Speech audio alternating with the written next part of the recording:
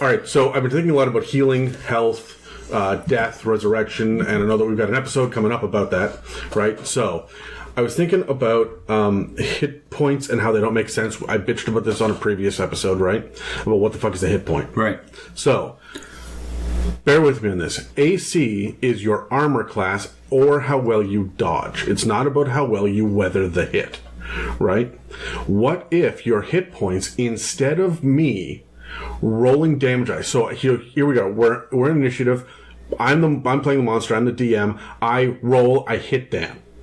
Instead of me rolling 3d8 to tell you how well I hit you, you roll 3d8, and you determine how well you are able to weather it.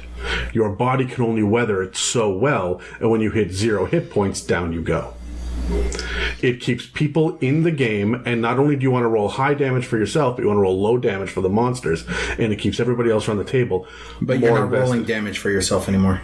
No. You, the player, are rolling damage to hit me, to hit the monster, to see how hard you're hitting, but you're also rolling damage to see how well you are weathering the monster's hits. So the damage dice that I'm rolling, say for example, a goblin hits you with the crossbow and it does 1d8 damage, okay? Instead of me rolling the 1d8 to tell you, you take 4 damage, then we know you get hit by the crossbow. You flinch, you duck, you move, it hits you anyway, but you were able to put your shoulder up or spin just a little bit and take it in the hip or whatever, so it's not like a core center wound. So roll the damage and see how much you take. That it accomplishes the exact same thing that you're doing with you rolling the dice anyways. Right, It's forcing the players to be descriptive with what they want to happen. Right. It's making the people role play in combat. It's also making the keeping everyone around the table more engaged when it's not their turn. And it's allowing the dungeon master to focus more on other things besides rolling and doing math. I think it gives too much information to the players. That's my opinion of it. About the dice that are being... Yeah, because if they are rolling 1d8 and say they roll a 4, right? They're rolling average on the dice. They roll a 4 or 5. Sure. And then you go, okay, take 12 points of damage because you have the addition on the back. No, you tell them outright. Roll 1d8 plus 8. Okay. You are telling them what the mechanical strength of the creature is with just by the nature of this movement. Whereas otherwise, you could just be like, you take this much damage. And they have to figure out why. How about alternative here? Because I see where you're going with this, Dan. How about you roll a d6 to see whereabouts in your body it hits you? Left leg, left arm, right arm, center of mass, or your head. And there is a cap on how much damage you can take to your head compared to your center of mass, compared to your left arm. I've seen this in other game systems, and the problem is that when you take that max damage to the head, for example, I have 115 hit points, but only have 30 on my head because it's 1/6. So the bad guy's always aiming for the head, so you really only have 30 hit points. The second you start segmenting hit boxes for player extremities is the second that your players will also start targeting and having the targeted d6. shots. If you roll a 1, the shot hits your head. If you roll a 5, it hits your right leg. Yeah, but then you're going to have to bring in other little things, or you would. The natural progression of that is you would bring in rules that would help you influence that roll in some way, shape, or form. So that it's not random. If you are saying, I swing my sword for them, and then you roll a 3, so you hit their left leg, but your character's always been established as being right-handed, and somehow swinging overhand. No, but means you doesn't hit this them in lead the to leg. description? Because when people fight, it's not back and forth. You know, it's the last attack was blocked, so naturally that makes me swing to back fist on your left leg, for example.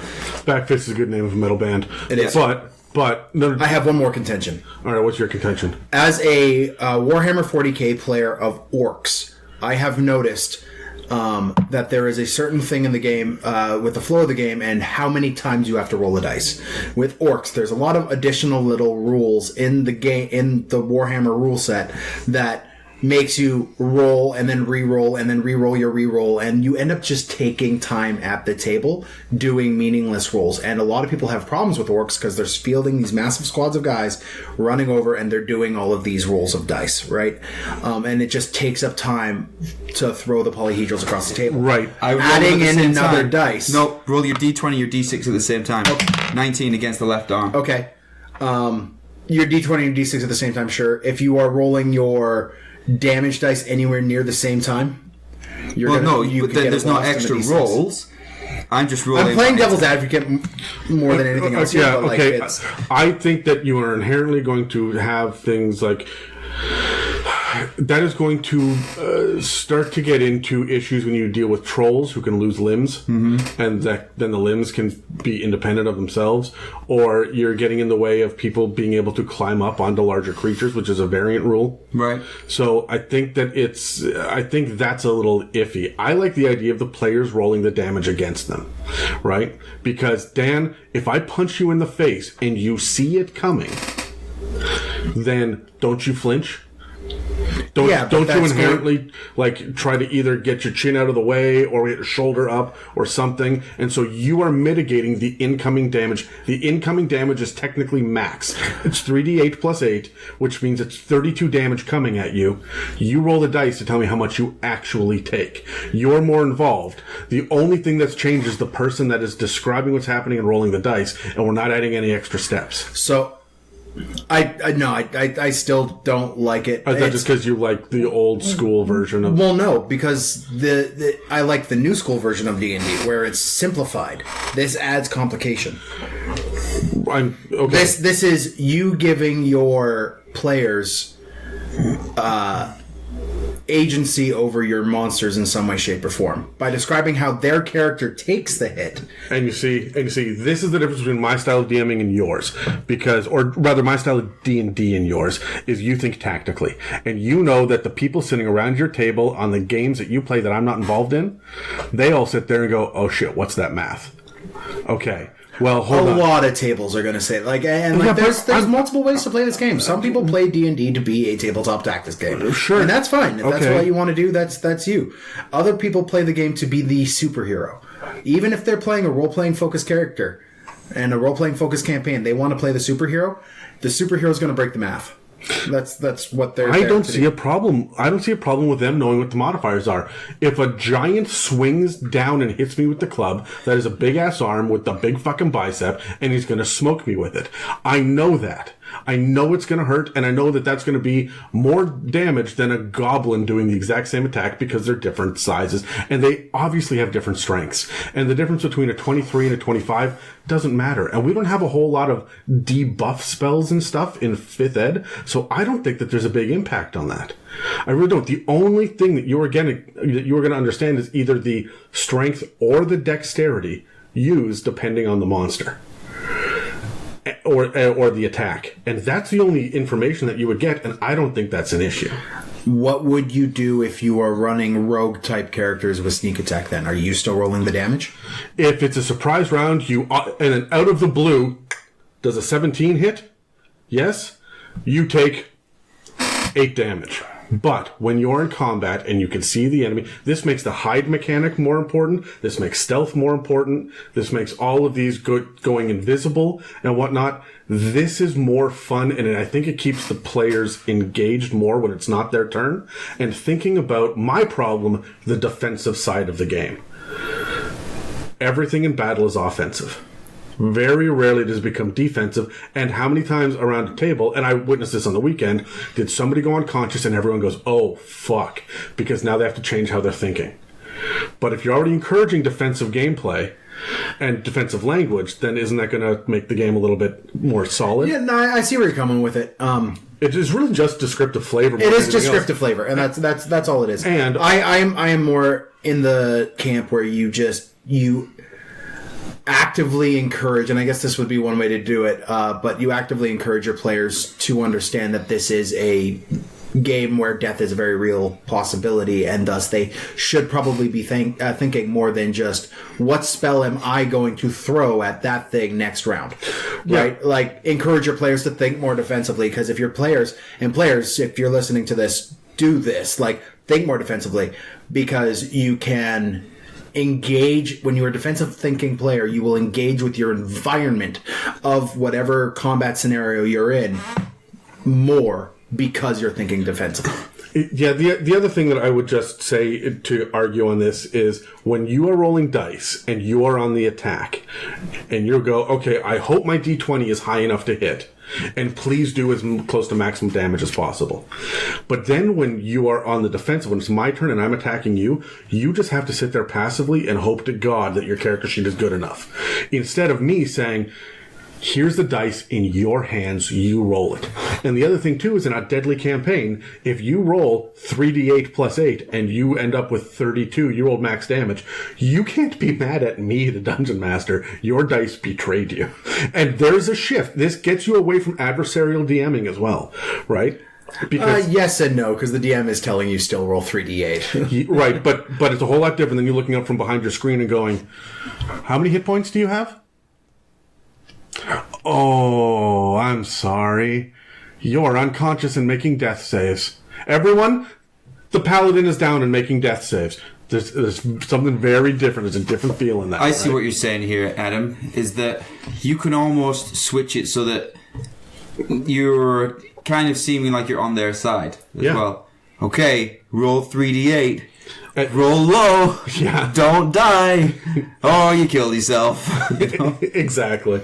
So, speaking of people dying, Terry, you had a different cold open and I totally hijacked it. Oh, yeah, absolutely. No, that's totally fine. My question was going to be, so I'll open with just kind of the premise and explaining what I'm thinking. So we all know that the only reason we don't kill people is because it's illegal. And so, based on that logic, I wanted to know, you guys have both started staring off into space. Wait a minute. Hold on. You understand. No, I don't kill people because I'm a good person. I don't kill people because I'm Batman. Adam is Batman. Seriously, Batman should have killed hundreds of people the way he takes people down. But the only thing stopping you from killing someone is the legality well, that's what I want to open with. Is not the morality of it, but the legality of it. Huh? What? I'm pretty sure that morality is an optional rule set, Dan. Hey, there was a girl in my school named Morality, I think, or Charity or something. Anyway, but point is, I know a girl, her name was Chastity until it wasn't. It's a stripper name. That's the best. All right. Okay, hold on. Write in. Tell us your favorite ironic stripper name. Oh my God! It's Candy with an I. It's always Candy with an I. That's not ironic. Or comment, DM, whatever. Tell us the best stripper name you ever heard. It's got to be a real one, okay? Her name was not Cinnamon. If the Purge was real, how would you survive? / what would you do? Dan? Go. You go first. Oh, if the Purge was real, what would I do? You'd come over to my house and hide. No. I freaking love the Purge movies, and they're so bad, but I've seen every one of them. They're so good, but they're so shit. They're good. Yeah. But I like the election day one. Why is this political now? I don't even care. Let's just do it. I've seen them all in theaters. I'm excited. The fourth one's coming. So good. Fifth one? The TV show is good. The series. There's a show. Yeah. I don't have cable. I don't watch television. So it's on Crave. Is Crave in Canada? Do they have? Crave's in Canada. Do they have Crave? No, is Crave in the US? I mean, what do they have? I think Crave partners with HBO. Hula Hoop or something. It's something like that. What do they have? It's Hulu. It's Hulu is the thing they have down there that we don't have. Hulu is like a Mike's Hard Lemonade type drink, I think. I'm pretty sure that Hulu is some sort of African warrior. No, Hulu is a child game. No. San Hulu was on Star Wars. That's Zulu. Zulu. We're not doing this bit again. Adam almost lost his mind when we did the Star Wars bit. Point is, it's on Crave in Canada. It's on Hula Hoop in the US. It's probably in the UK somewhere. But answer the question, Dan. How would you live? How would you survive? Or what would you do? Oh, I'd go on the offensive. There's a list. You can do air quotes if you want it to seem like it's... Sorry. I innocently say, there's a list. There's a list? I'm on the list, aren't I? You're on and off of it. Remember the day after the Purge, we would probably have to record a podcast, so it would be in your best interest to keep Adam alive. Yeah, remember how we had the little discussion beforehand? It's like, we need to build a buffer? Yeah, we should do that soon. Oh, yeah. Yeah. Uh-oh. Terry, how'd you do it? What would I do? You've obviously been fantasizing about this for weeks. Well, here's the thing, right? Is I'm the person who I don't watch The Purge going, oh my god, this is so scary. I can't believe they're doing that. I watched The Purge going, that is strategically unbelievable bullshit. How the fuck do you expect to survive? Yeah. Walking around. Yes, your little dresses are cute, and I love the scary masks, and I like your car with the LEDs on and stuff, but you're gonna get blown up at some point because everybody can see you coming. A little bit more strategy, I think. I'm amazed there are not more snipers in those movies. Right? Well, that's the problem with me, is I like to get up close and personal. I know I'll be using a knife or choking people. So what I would do is... And then on the night of the Purge, what would you do? No, I would want to survive more than anything else. So I'd want to get up into a high rise, up, say, 20 floors, where if someone has climbed all the way up there just to kill me, they deserve it. Well, there's elevators and stuff. Well, you got the power. Like, the idea is that, okay, on the night of the Purge, you head into the woods, right? Like, you bitches got to come find me.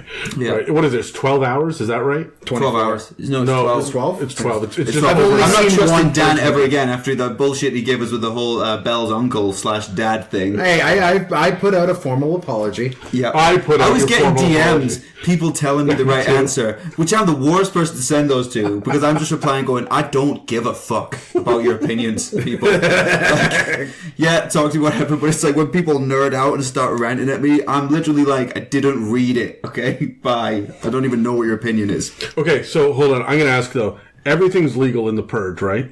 Yeah. There's only certain levels of, like, government employees or something you can't kill. Right. So, I don't understand why everyone is taking to the streets to murder everyone and get rid of the rage inside. You want to know what's going to make my rage decrease over the next year? Having all the fucking money. And I'm not going to a bank and robbing it because you know the bank manager's there with a shotgun. Yeah. I'm just going to spend a year learning how to hack. Yeah. That's it. That's all I need. And then I will survive that purge. And then the next year I'm going to get a generator with the mobile cell tower. And I'm going to gear up for a year. Yeah. I'm going to eat rice in the bottom of like a bunker. And just be broke and poor and have one pair of jeans. And I'm just going to essentially live the life I'm living now. And then I'm going to, but I'm going to put all of my resources, instead of into D&D minis, I'm going to put them into hacking equipment. And then I'm just going to, I don't know, rob the stock exchange, Wall Street, right? Let's sort of. Well, it wasn't a cough, Dan. No, it was a sneeze. You know, you haven't coughed in the last couple episodes because you've been off work? I have coughed in the last episode quite a bit. Oh, was it? Last episode I coughed quite a lot. You're terrible. You're a terrible person. But I also went back to work for a day. So, no, but that's my answer right there is I'm going to steal all the money, and then you know what I'm going to do? On the following year, I'm going to go on my fucking yacht. Yeah. So that nobody comes to kill me. It's a 4-year plan, yeah, and it requires me to be, you know... Of course you've planned your purges for the next 4 years. Everybody else is just planning the survival of one. Everyone else is sharpening up a 5-year plan for the purge. Yeah, exactly. You know what? Quite often I'm out in English Bay. Well, I'm not often out in English Bay. I would love to be out in English Bay. That overlooks Vancouver, people. It's Canadian Bay, Terry. You sorry, I'm out in British Bay. Yeah. Oh, it's in British Columbia, though, so we'll take that. All right. Looking out at the cargo ships, and I'm like, that's where I'd go. Zombie apocalypse, purge. I'd be out there because not actually that many people on them. I learned from watching that Captain Phillips movie. So, well, are there? Can zombies walk across the bottom of the ocean? Yeah, but then they're at the bottom, aren't they? Yeah. Okay. Islands are not shaped like mushrooms. They can walk up the other side. Can they really? Like that's my comment here. I've got a 245-page zombie apocalypse plan that I now need to rewrite. Thank you. I feel like the night before I'm defending my thesis, you're like, I'm like, fuck. Wait, what's happening tomorrow? What's happening? Okay, team. Hey, where's my player's handbook, Dan? Thanks. Right. You moved it behind you. Okay, so the point is, in order to be the best fighter possible, Dan has decided to just walk up a building and cut the power. Yep. Terry is... What did you say your answer was? You're going to how I'd survive? Oh, I'd use a little bit more stealth and strategy, but ultimately I will be getting close to people and either choking them. I feel like you really liked the Manhunter or the Manhunt and the Hitman video game series. Yeah. Where you're in there with like a garrote. Yeah. Yeah, and my answer was to hide. Smell their breath. And you want to smell the breath of a dying person? I'm going to carefully select they're not even victims, so it's not illegal. I'm going to carefully select my participants.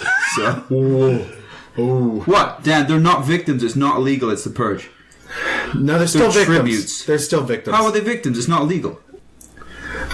You're still victimizing I'm going to sit back with the audience and a bucket of popcorn and watch you. I'm exercising my constitutional right, Dan. Okay, it's a Canadian Constitution. All you get is an axe and a beaver and a jar of maple syrup. That is our Constitution.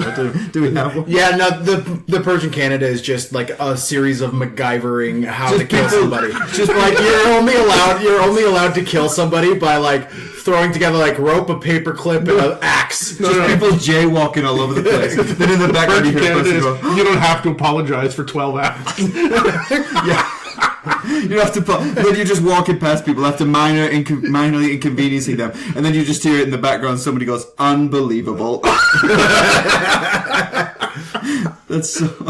I saw this video today of this like dance troupe doing their little thing, like they're practicing a dance in front of a camera, but they're in like a mall, and this old lady just walks straight through the middle of them. No fucks given, not a word was said, and then the other people are just turning and looking at me like, "What?" Did you guys see the video of the guy that was an armed robbery in the bar, and there's a drunk guy at the bar who's just like, "Fuck off." Yeah, he like lights a cigarette. Yeah, he's just lighting a cigarette and smoking. The guy's got a shotgun in his face. He's like, "Fuck off," and he like swats it out of the thing. In Canada? No, this is in like Poland. It's like and there's another guy who's like hit the deck in the background, and the guy sitting at the bar is just like, "Dude, get up, dude." That's that post-Cold War mentality, man. That's it. Nothing scares them anymore. No. When you've been that deep into hell, that's it. I read the article on that. Hold on. Post-communism, sorry. Speaking of hell, let's start this episode.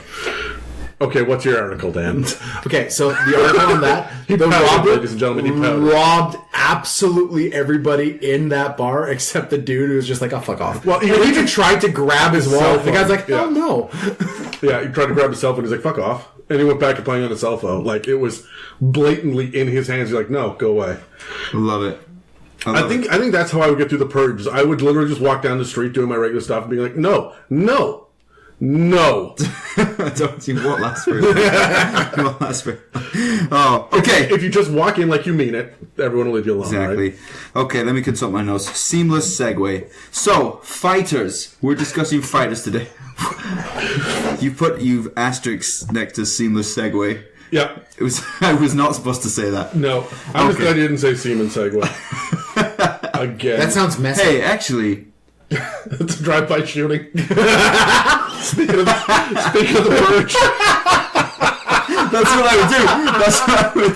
Just ride around in a Segway, busting nuts all over Vancouver. I busted caps, Carrie's busted nuts. But like on a Segway, so you're going 5 miles an hour.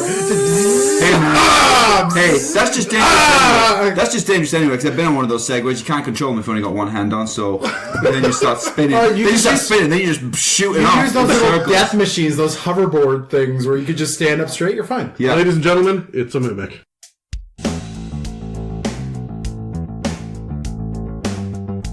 Welcome to It's a Mimic with your DMs, Adam, Dan, and Terry. I was going to call you... Okay, this honestly just happened in my mind. I was going to call you a swear word, but I went through all of the British ones in my head that you're not allowed to say in Canada.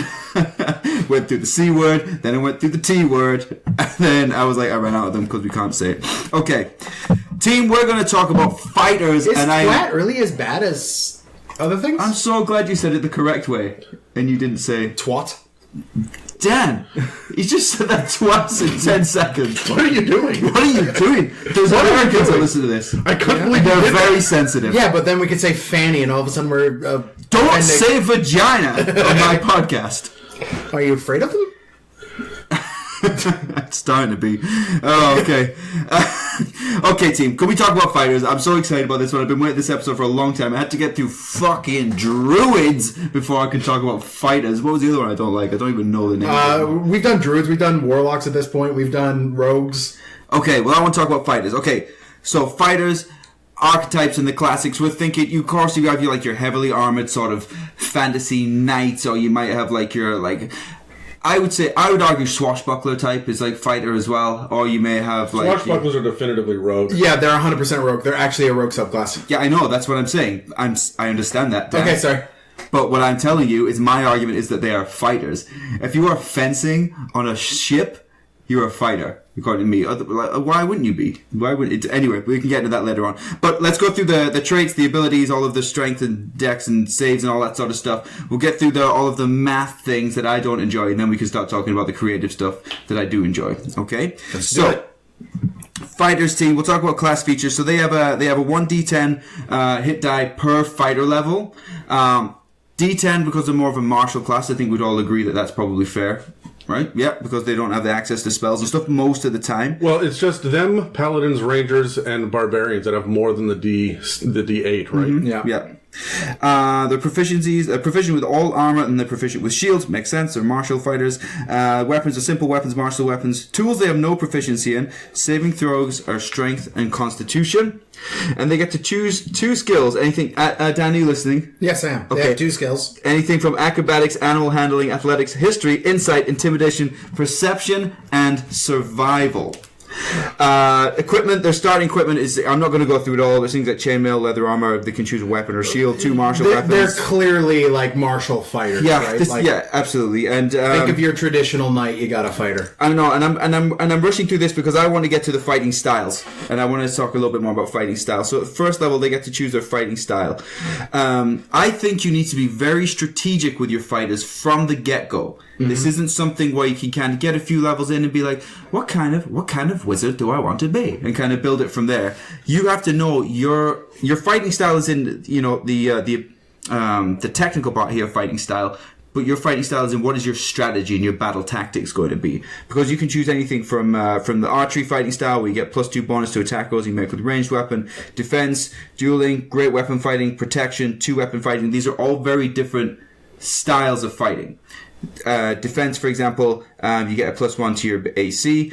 If you're going to use 2 weapon fighting, that means you're not going to be using a shield. You're basically sentencing yourself to have to rely on both weapons, and so you're going to have to be sure that you're sure about how you're going to do that. Great weapon fighting, you're basically telling yourself that you're going to be using large 2-handed weapons for the remainder of the time playing the game, and so I only use a large 2-handed weapon. I've waited this entire time to say that. That you were waiting for me to get to great weapon fighting. So no, I've been waiting since the Meet the DMs episode to make that joke. To say this? Yeah. And you think that outdoes the Seaman segue that we just did? Yeah, no, that's the last thing on my bucket list. I quit. Bye, guys. But my point is, from the very beginning, you need to be planning your strategy and tactics. Do you guys see that a little bit differently? Am I out to lunch on that, or do you think you can have a little bit of the bonuses from your fighting style are good, they're helpful, but they're not crippling either way. So if you are a fighter who has taken dueling as your fighting style, which I'd like to comment, fighters get the most options in the fighting style comparatively to other classes that also get fighting styles. My God, it's almost like it's right in the name, fighting style. Right?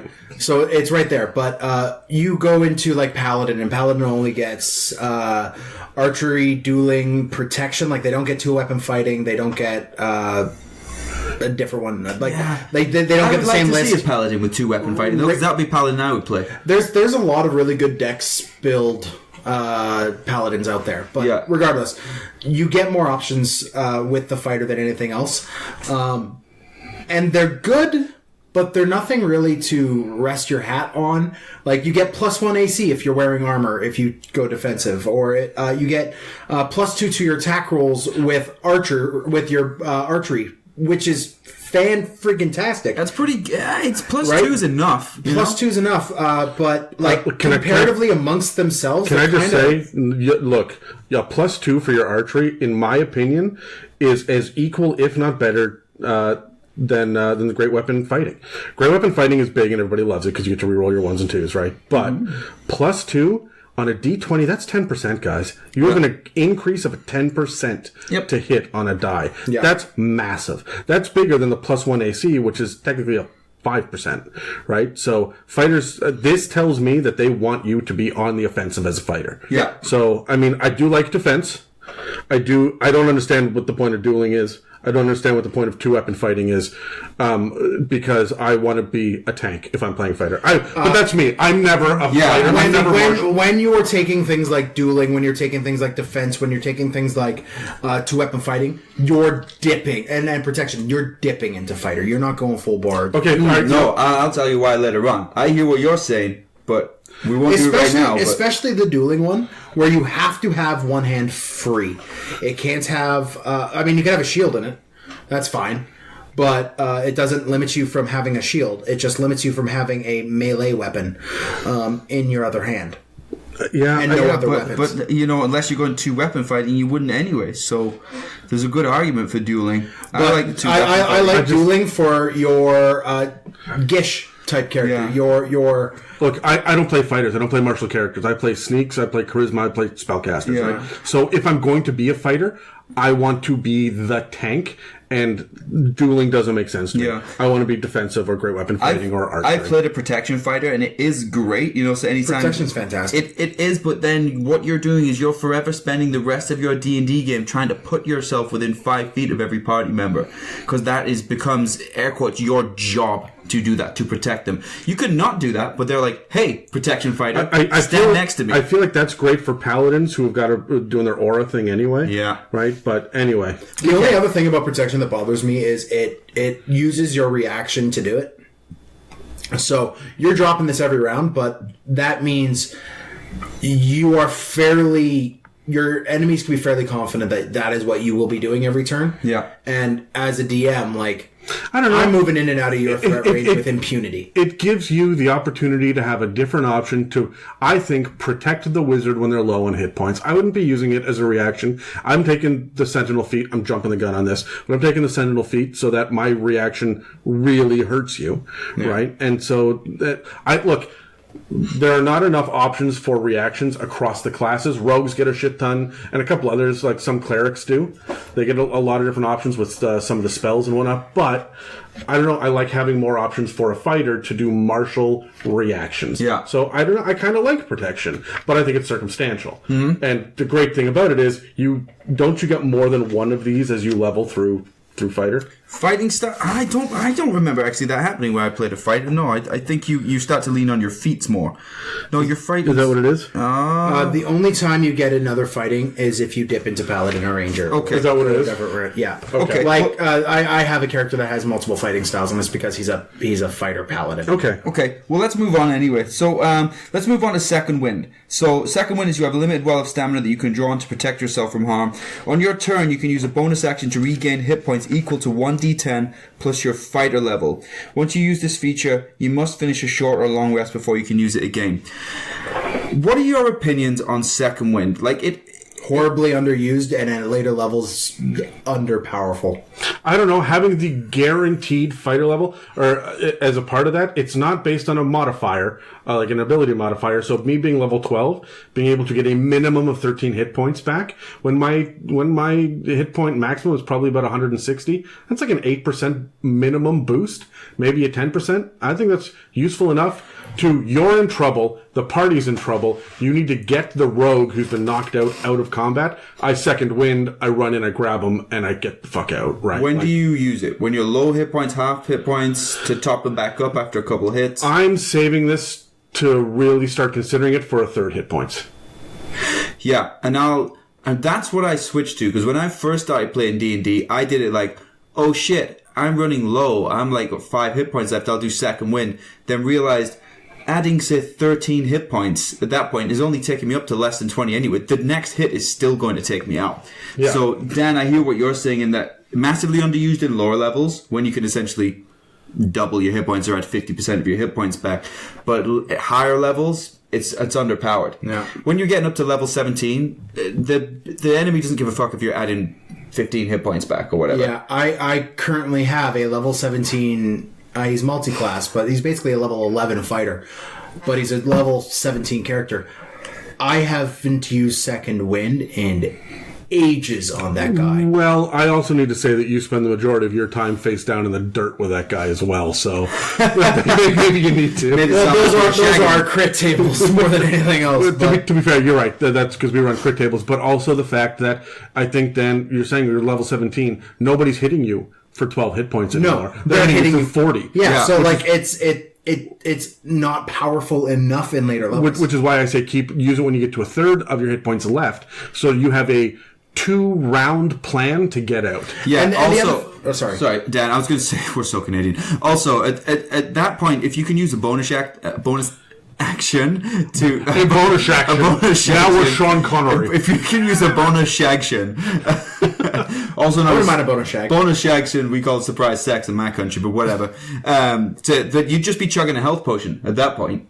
You know, But chugging a health potion is going to use up your whole turn, and isn't a second. well, it depends what rules you do by. We do taking it as bonus action, I believe. No, drawing it as bonus action, quaffing it as an action. Yeah, and a lot of people have home ruled that because that's a bit ridiculous. That's not ridiculous. I think a bonus action to draw anything out of your backpack is ridiculous because it's not enough. You should spend your 6 seconds taking your backpack off, digging through. Let me load up a backpack full of shit and say, here you go, Dan, strap this to your back, both straps around your shoulders, and now get the thing from the bottom of the backpack in less than 6 seconds. I think Yeah, what we that's when you played- have a belt pouch From what I remember full of playing your potions. game, is you said we had to be very clear on where it was and whether or not the person knew. I remember Erin at the Wood Elf Ranger we had some sort of magic item in her hair. Yeah. And she was like, just so everybody knows, if you ever need this, it is in my hair, on my head, on the left side. Like, Yeah. and this health potion is in my left pocket. And that's what I want. But I'm big on immersion, right? So I want people to have on their character sheet where each item is, so that if I steal your backpack, we know what's gone missing. Yeah. If you look down and your belt pouch has gone missing in the marketplace because the thieves took it. What was on your belt pouch? What was on your belt pouch, Oh, right, when you so- roll those, you lose something. And it's like, it's up to the DM to decide. Well, you were very fair in that you would say, okay, well, it's these areas of the backpack or these items on your list. We'll roll it. We'll see what it was. Tinderbox or your magic dagger. The one thing about Second Wind that I do like is that it is regaining hit points. It's not temporary hit points. Yep. There are a lot of abilities at this level that are temporary hit points that will go away. This will actually regain. This is Wolverine's healing ability. Yes. Yeah. It's regeneration. Okay, let's talk about action surge. So starting at second level, you can push yourself beyond normal limits. Essentially, you can decide to take your full turn again. You can take action. Wait. I'm going to say barring your movement, you fucking nerds. Calm down. No. It's still your no. action, Right? right? But you don't get a bonus action. You don't get a another second bonus action. Guys, you gotta let me finish my fucking sentences here. No. I'm like, you get to Terry, take your... Terry. I'm gonna explain... Terry. Terry. No. Terry. Actually. Okay, you get to take your action again. I'm sorry I said the word turn and then didn't fix myself. What do we think about action surge? I mean, I would Good. like. I would Fine. You get I would another like a bonus action. Next. No, this is super powerful. I love this. I dip into fighter for this. If you're a caster, it's useful. If you're a martial type, it's useful. There's in no circumstance when action surge is not a fantastic ability. And you can plan ahead, right? You can be... before we get to an encounter, as an encounter starts, I'm already planning when I'm going to use my action surge. Yeah. And at 17th level, you get two. Right. But the only thing that I want to just be really clear about there is an asterisk. You get two, but you can't use them both on the same turn. Right. Yeah. All right. So That's a good point to note as well, actually. yeah. So you can also you cannot use your action surge on someone else's turn. Right. It's not a reaction. You just get it on your turn. You can get a second action. So it's still very powerful. Yeah. But I remember when I first started playing 5th edition and we had fighters in the group. We had action surges giving entire turns, Yeah. right? Or I'm going to have a secondary turn in initiative, and like we didn't really understand the mechanics Yeah. of it. And I, as a DM, was like not going to flip through a player's handbook to look up a rule. I'm like, yeah, sure, go nuts. Yeah. I've learned. So I do want to ask, it does say on your turn you could take one additional action on top of your regular action and a possible bonus action. Well, bonus action is always possible because you don't necessarily have to do it. Yeah, I know, but you take one additional action on top of your regular action. Yeah, okay, yeah. Sorry. I was Yeah, just it's wrong. not a dangling you were saying modifier. it Grammatically, possible. it is Yeah, correct. yeah. Grammatically, you get this on top of these two things. Yeah. Yeah, I hear what you're saying. Okay, so The only thing, it's super powerful if you go deep into fighter because your attack action is 4 attacks? yeah, when you get into the deep When levels, you get deep levels into fighter, and then you blow your action surge, and there you are as a fighter doing 8 attacks in a round. Plus your bonus action with an offhand weapon if you've got light weapons there's your going. 9 attacks. Yeah, you got 9 attacks in a round as a fighter. It's bonkers. Well, in a Do round, monks do get that? In a round, did make sense. technically you get 10 because you have your reaction if somebody moves outside of your threatened range. Yeah. Hey guys, we're talking fighters, and I got a question. I legitimately don't know this rule, and it just occurred to me. Okay. The Is this a test? No. The threatened range. If I'm running out of a threatened bow or crossbow range, do they get an attack of opportunity? No. It has to be a melee Yes. Okay. Just curious. I didn't know that. I don't think it's ever come Yes, up in because a game. you have to be in melee with that person, then leave the melee range. It specifically melee. says threatened range when I read it, but I don't remember if it said threatened melee or not. You take like Polearm Master, which is another feat, will give you the ability to. I already am, but go nuts. Will give you the ability to attack beyond that 5-foot radius around yourself. I already can, but go nuts. So No, I don't even. No, you don't even need Polearm Master to. well, no, do that's that. like the only way to really do it. No, even Unless if you just got, have a whip. glaive. If you just have a glaive, Yeah, if you got a weapon with reach. if they try and leave that 10 feet, yeah. But not if they try to reach the 5 feet. Only if they try to leave That's the true. The threatened melee Yeah. range specifically. All right, just checking. That is true. Okay, let's talk martial archetypes. Okay, we'll just go for the ones. You got a subclass. Ta-da! We'll just talk ones from the PHP. So champion, maybe we'll talk about a little bit more later on. I think for the brand new players, champion fighter is probably the easiest class to go with. Not a whole lot of decisions to make. There's no spells to think about. I'm telling you right now, you're going to take a longsword until you get braver and try a spear or something like that. You can have a shield if you want, and you crit on a 19 or 20. Your responsibility is to hit things and not die. That's it. There you go. You know, people will argue, maybe yell at their screen right now, or their whatever the fuck. No, there's a lot more you can There's do a lot more with to a it. champion. And I know, because give me 20 minutes and I'll tell you what you can do as a champion fighter. But it's a I very will give you simple... 19. This is a very simple subclass. Champion fighters get additional fighting styles as well, but we'll talk about that. Okay, there we are. Oh, there it is. That's what I thought. Yeah. Yeah, you're right. 10th level they do. Okay.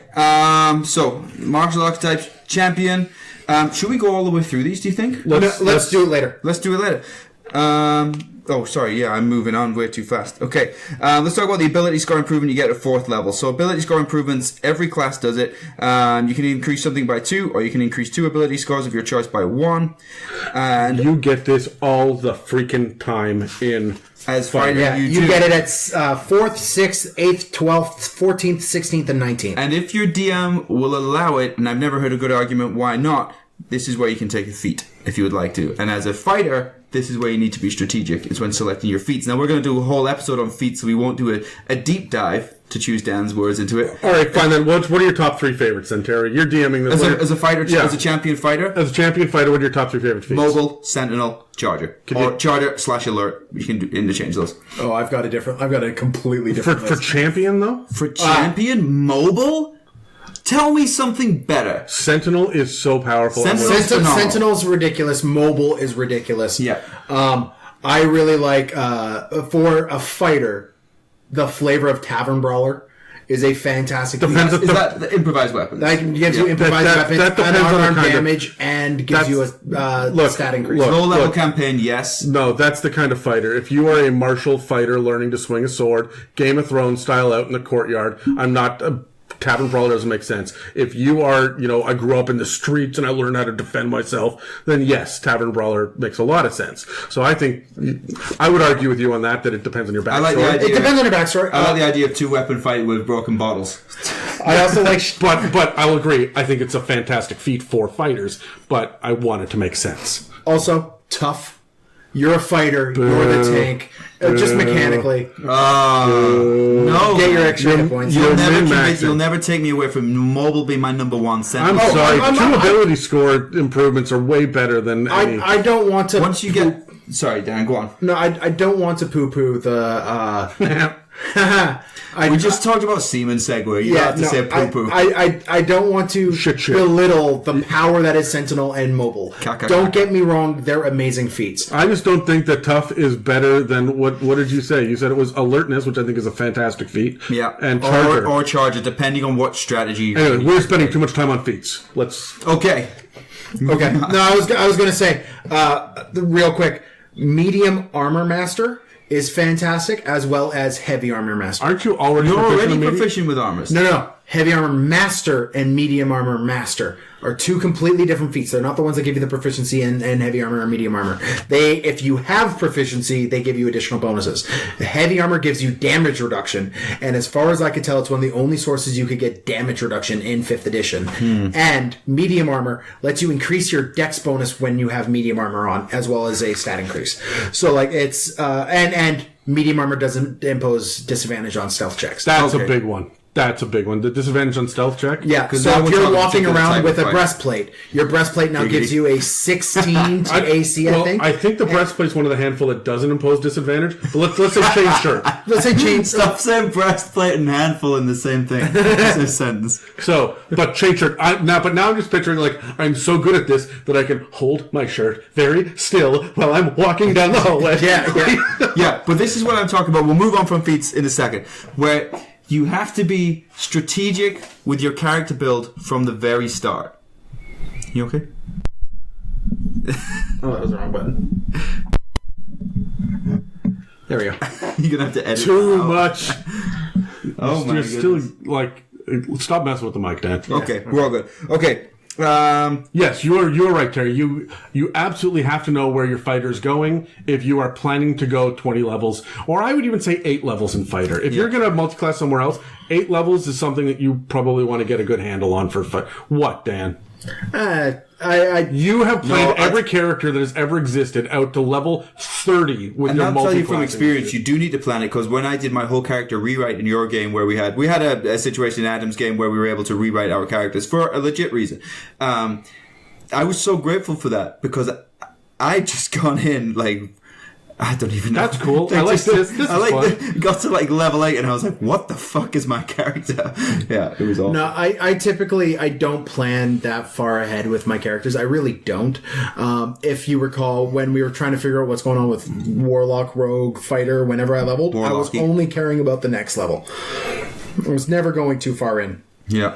And I think Fighter. I like to use my character's decisions during that level to influence where he goes the next level. If I may, I think that is the correct way to level, but I think the majority of people, especially new players, Plan ahead. should learn to plan ahead. Yeah. Because they will have a better understanding when they're partway through their first, second, third run through this subclass.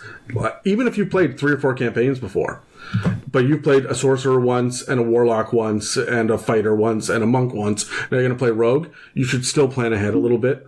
If you played rogue 3 times through, you probably don't need to. Yeah. You know where you're going, but I figure by that time you're more worried about role-playing your character and not role-playing your stats. Mm-hmm. Right? So, anyway, that's... Yeah. That was my point on that. I think that you're right, Dan. And with your experience, you do not plan ahead, and I think that's a good thing.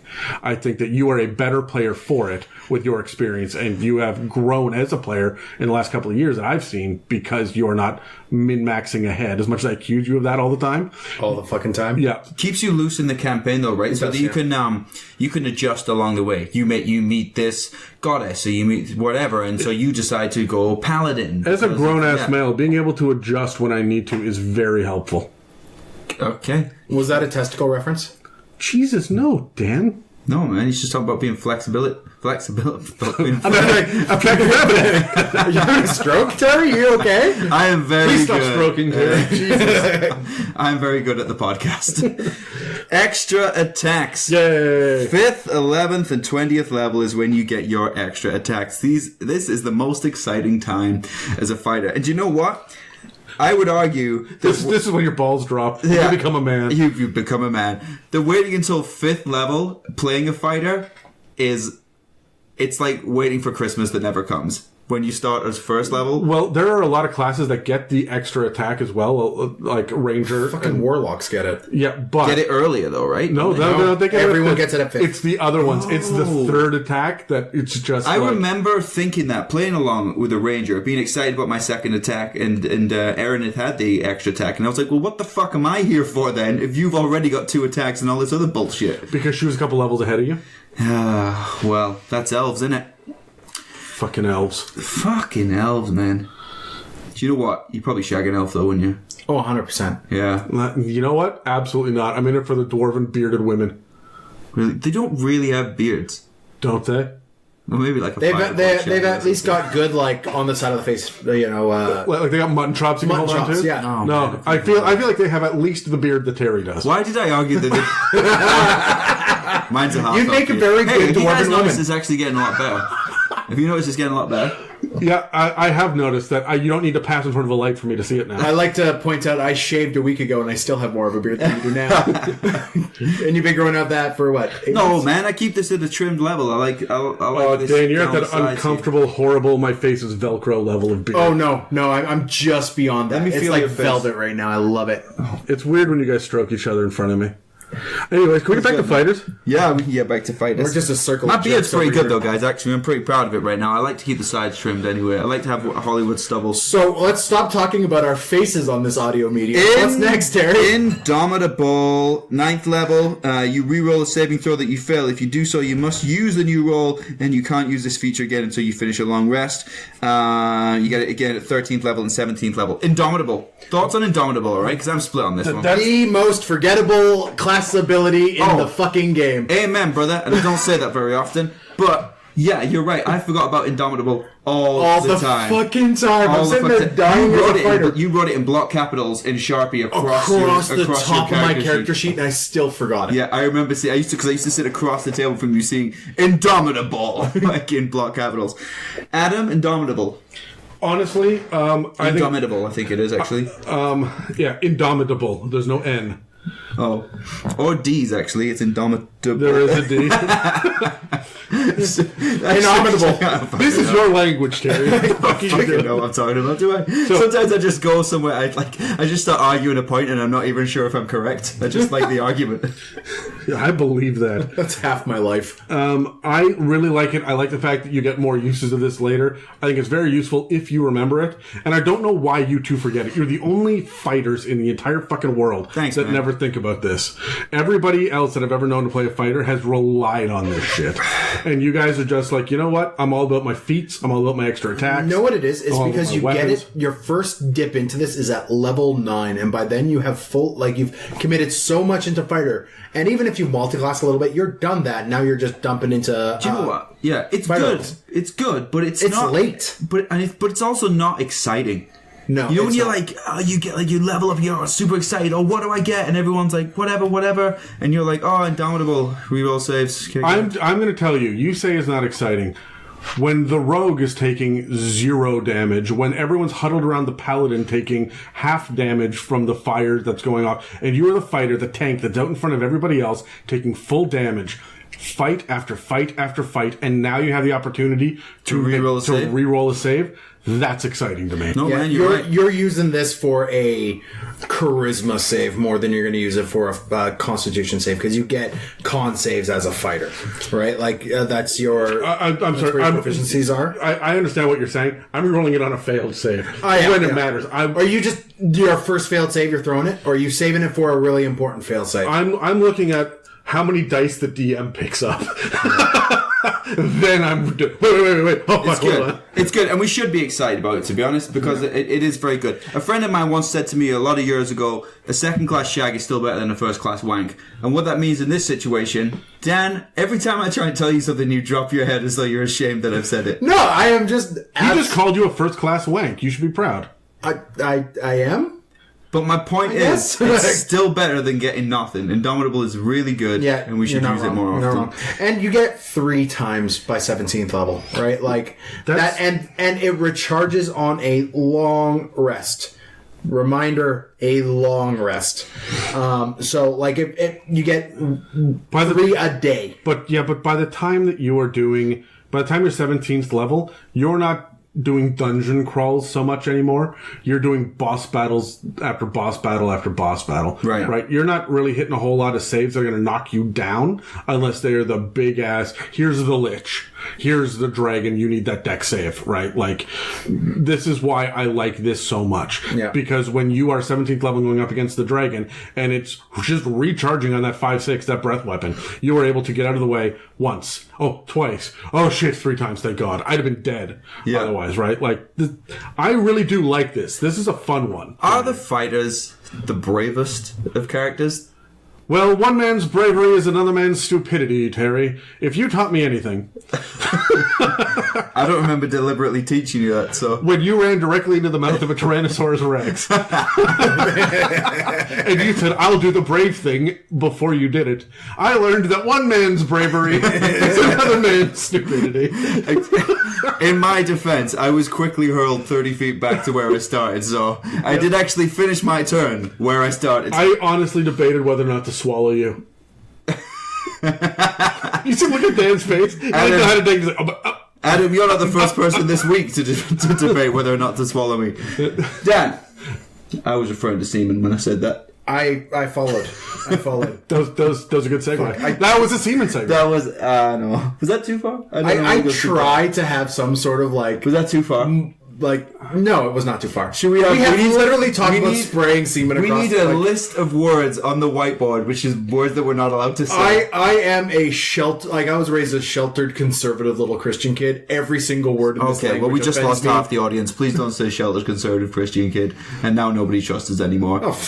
Let's try and go to bed. Yeah, well, we like guns. I don't. But I just lie. For every single word. I know we don't. Concerns me and then scares me. So that's just what it is. Okay. All right, I'm fine with that.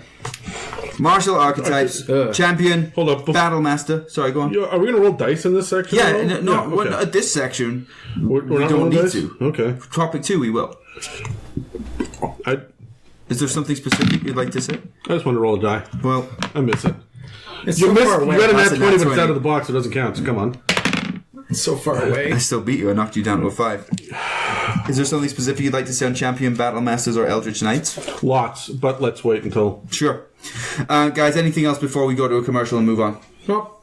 I love the fighter. Okay. I really do.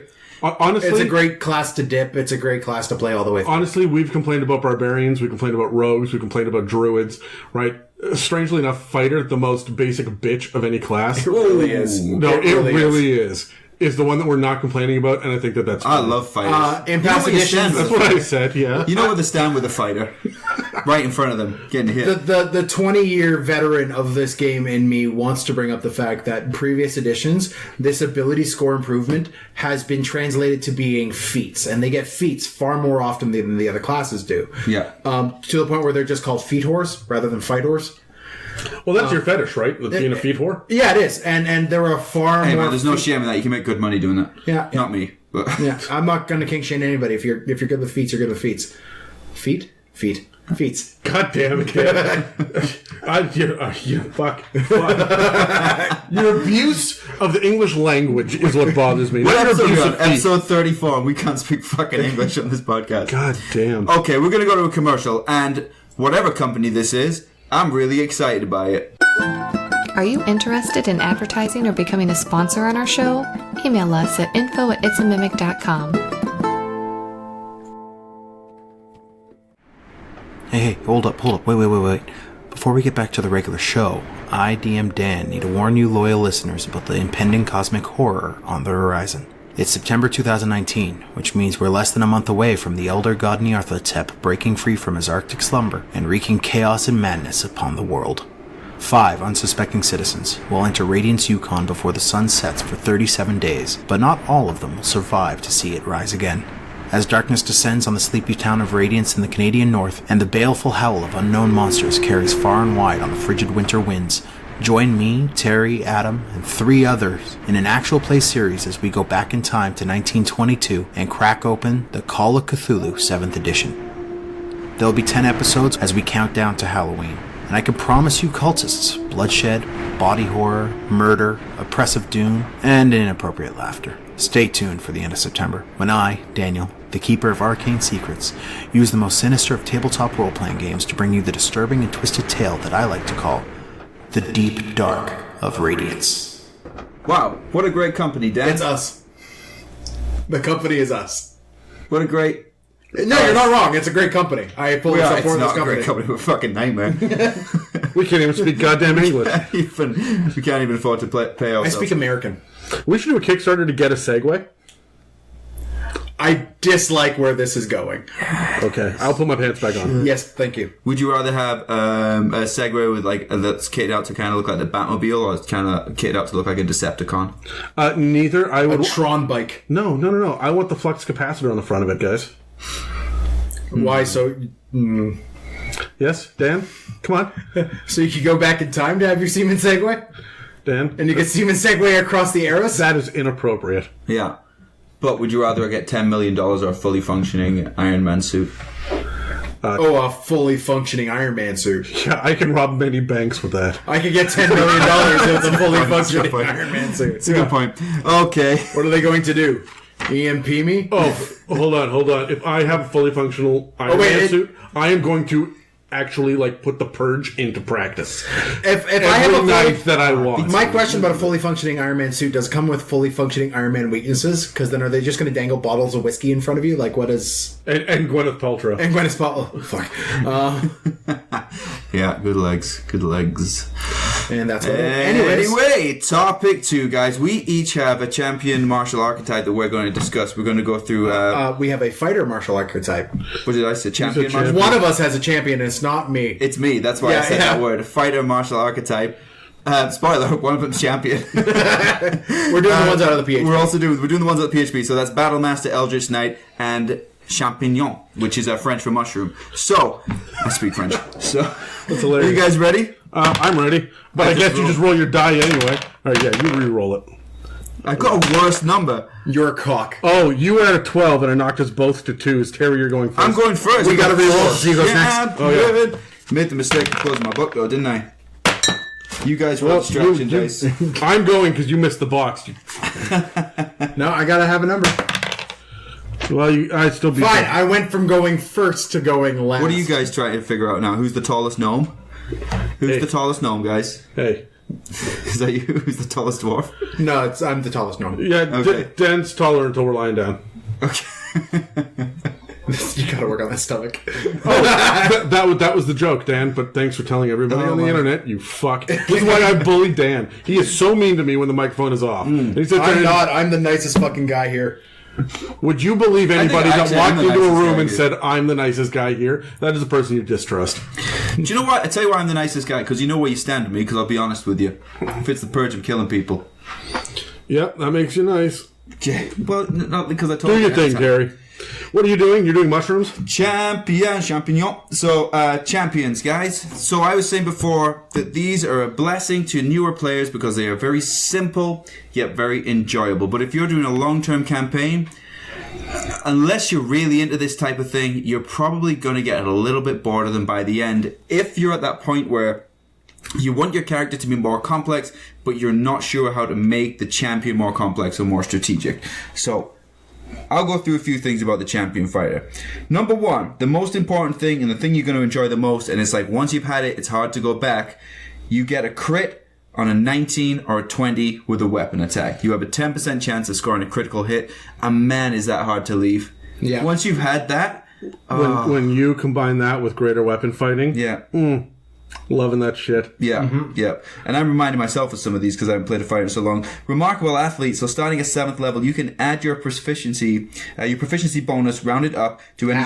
Half your proficiency bonus. Half your proficiency bonus, that's correct, to any of strength, dexterity, or constitution check that you make that you don't already use your proficiency bonus. In addition, when you make a running long jump, the distance you can cover increases by a number of feet equal to your strength modifier. Nobody cares About the long jump, because that's one of those things that will come up and everyone will be like, I don't know the rules. Roll an athletics or acrobatics check, depending on how you want to play it. Honestly, we should probably do an episode on these weird little rules. Yeah, a clarification episode. Yeah. We should. We'll do that one right after the mundane items episode, which I'm legit excited for. Yeah, me too. And somewhere before the feats episode. Sure. Yeah, because they'll all miss, or they'll all be entwined. Yeah, Exactly. So. Additional fighting style. At 10th level, you can choose a second option from the fighting style class feature. Again, you got to be careful with these champion fighters, or just fighters in general, because you got to be strategic with it from the start, I think. Superior critical. Starting at 15th level, your weapon attack score, roll a critical hit on 18 or a 20. We now have a 20% chance of scoring a That's a critical hit. 15% chance. That's a 15% chance? 18, 19, 20, yeah. Oh, sorry. I misread that. 15% chance. I'm not here for my math, guys, in all honesty. I'm getting through life just fine without it. I'm just relying on other people and Google, to be honest. No, that's incredible. Yep, Survivor. You know, honestly, no one wanted to sing Eye of the Tiger or Destiny's Child. Look, you sing Eye of the Tiger every time that you're a fighter, right? Like that's one of the rules. If you dip into Bard, that's your theme song. Boom, yeah, boom, right. Boom. So good. Rocky there. But honestly, without keened weapons anymore in Dungeons and Dragons, this is so powerful. There's so few ways to get increased crit range, right? Is there even a feat that does it anymore? No. It used to be like 4 in 3.5. It was really a ridiculous number of ways to do it. I remember I saw a build in 3.5, and I mean, they aimed for this. This is the whole point of the build. But it was a 12 to 20 crit range. Oh my god. Because all that shit stacked. Which is why the 18 to 20 now, being so rare as it is incredible. Yeah. Yeah. But when you take into account the advantage and disadvantage system, that makes your increased threat range ridiculous. Like if you are playing say your 15th level fighter and you've dipped 2 levels in Barbarian, and you could just on a whim say, I have advantage. You now with your reckless attacks. With your reckless attacks. You are now critting way more. And then you use a greatsword. Now you get to reroll 1s and 2s on both of your 2d6s, and now you're critting. Oh, yes, you're also a half-orc, so you get to throw another dice in there. Like, it's ridiculous. And if you've taken the mobile feat, that means you can hit them, then fuck off without them hitting you back and get out the way. Yeah, so you could go ruin their life and then just walk away with no repercussions. You want to know, if I'm going to play a champion fighter, the very first thing that I'm going to say to my DM is, can we get some crit tables? Yep. Mm-hmm. I love crit tables. Crit tables are a lot of fun. Yeah. We should do an episode on crit tables. All right. Daffit. Write this down. Where's he gone? I don't know. Is it Quebec Day? I don't think it is. No, I don't think it is. No, it's not. I think he's actually drunk. Classic. Have you seen that guy? On Cronenberg. Right. All right. Okay, Survivor. At 18th level, you attain the pinnacle of resilience in battle. At the start of each of your turns, you regain hit points equal to 5 plus your Constitution modifier if you have no more than half of your hit points left. You don't gain this benefit if you have 0 hit points. What are your thoughts on this? Because I have a similar mindset to Second Wind, which is at this point, is it that big a deal? Yeah. If you're less than half, yes. As a level 18 fighter, you have 18 D10 hit points. Okay. Plus Constitution, which is probably one of your buffed up stats. Okay. So you have at least 200 hit points at this. And let's be honest, you've taken tough for some fucking reason. You've got the feats. Why not? So say if you're down to 99 hit points. But a bitch ain't one. But the thing is, at 18th level, no, nobody. All right, things are gonna, in a single swing, they're still not gonna do more than 70 hit points. Like, this is still. I would like to point an useful. ancient dragon at you. Well, on average. Say 5 right? plus your con modifier, say if you're going to be adding up to 10 hit points. But we're 18th level here. Yeah.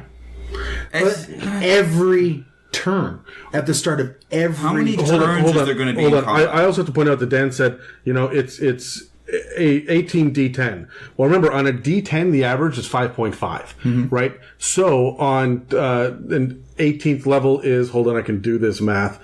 That is an average of 101 hit points minus your, not including con modifier, right? So gaining 10, that matters. That's a tenth of your health, right? Give or take a con modifier. Right. Now, keeping in mind that this includes your con modifier, so the higher the con modifier, the more hit points you have, the more that you're likely to actually regain 10 as opposed to 5 hit points or whatever. So I understand what you're saying here, Terry. That the amount of damage that these enemies are causing you at this point. But remember, your AC should be high enough that you're not just getting hit and then healing and getting hit and then healing. You may not get hit for 3 or 4 rounds, which means you've gone up. This has just, at the end of a battle, if you go, hold on guys, give me a minute, that's 10 rounds of healing you just got. Right? You're back up to full. Yeah. So this is less about in combat to me and more about between combat. Kind of resetting yourself. You get max hit points minimum at the end of every short rest. Yeah. Right? You get it with probably any 10-minute rest. Well, there's no point in even using your hit die and your short rest if you just chill out for a little bit. Exactly, right? So I think that's powerful. Yeah. So I don't know. I really like it. Yep, I do too. Cool. All right. You persuaded me. Good. So that's everything which is included in Champion Fighter. It's a very simple subclass.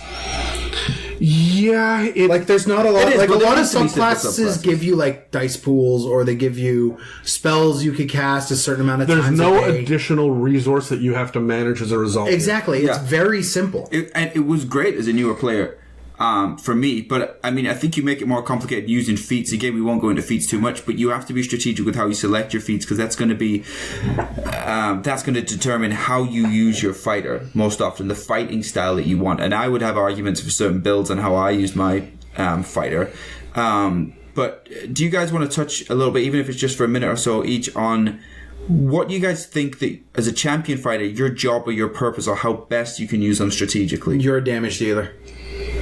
You straight up, you are. You are the damage dealer. You're the attention grabber of the. I wouldn't necessarily say you're straight up a tank. I mean, you regenerate a small amount of hit points. If I can be at honest, you're level. Jaime fucking Lannister with two hands. Yes. Right? You are the guy in the golden armor stepping forward going, look at me!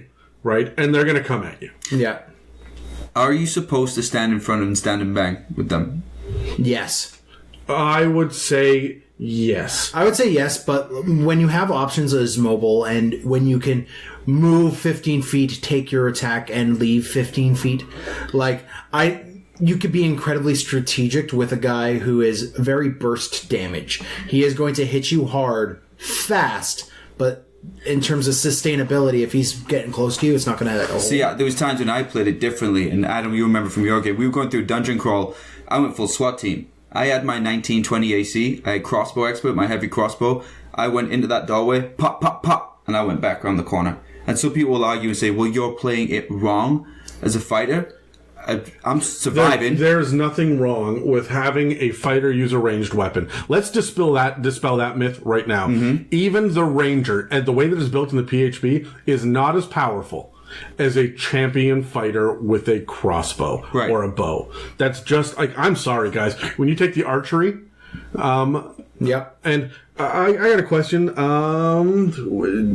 When you roll, I'm sorry, I'm reading Great Weapon Fighting. Okay, it does say a melee weapon. All right, never mind. Yeah. I was going to say, because bows are two-handed, but I guess not. But I mean, that was a strategy that, or tactics, I should say, in the short-term tactics that I was using within battles when the situation dictated. But my argument also for champion fighters is that you're not necessarily stand and bang, but you are controlling what the enemy is doing, because you are in front of them so that everybody else can do their job. Now, I know I talk about this with a lot of classes, but if they're resistant to slashing, piercing, bludgeoning, whatever, this enemy, and you figure this out, or they're immune to it, that's cool. I've got an Iron Man suit on in my plate armor. I'm going to run at you. I'm very strong, and I'm going to hold you or pin you, because that's possible with the right feat. I'm going to pin you in place, and then you're going to get blown up from all different angles. I'm the brave one. I'm going in with the bomb disposal suit. I'll take the hits, but I'm going to stop you from moving and executing your plan if I can't damage you. Here's the other thing that I want to say about a champion fighter specifically, but about all fighters. You need to go look at what all of the variant rules, like trip, overrun, all of your charging stuff, all of your anything beyond grappling, any one of your disarm. These are your flavored, these are your options, and they're variant rules. So your DM may say no, right? Yeah. But I don't understand that. I would always put that in my games. But as a champion fighter, I would say not necessarily. You're more stand and bang. Like Battlemaster, you're looking into those rules. No, I was going to say for champion fighter because, as Terry says, you don't have a lot of stuff that's going to get past resistances and immunities. But you can walk up. Options, right? You can walk up and take a hit, right? As you try to grapple, didn't work. Try to grapple, didn't work. Grapple, got him. Throw him off the cliff. Yeah. Right? And so you have other options beyond just sword, which is the problem that I find with fighter, is that it is the most vanilla of classes. Yeah. And as much as I like it, this is French vanilla. Right? It's vanilla, but with even more vanilla to it, right? There's more blowjobs in this vanilla. Because French? No, Terry, you're Did on they the invent it? Did the French invent the blowjob? Is that what you just asked me? I thought they did. I would think the Greeks did.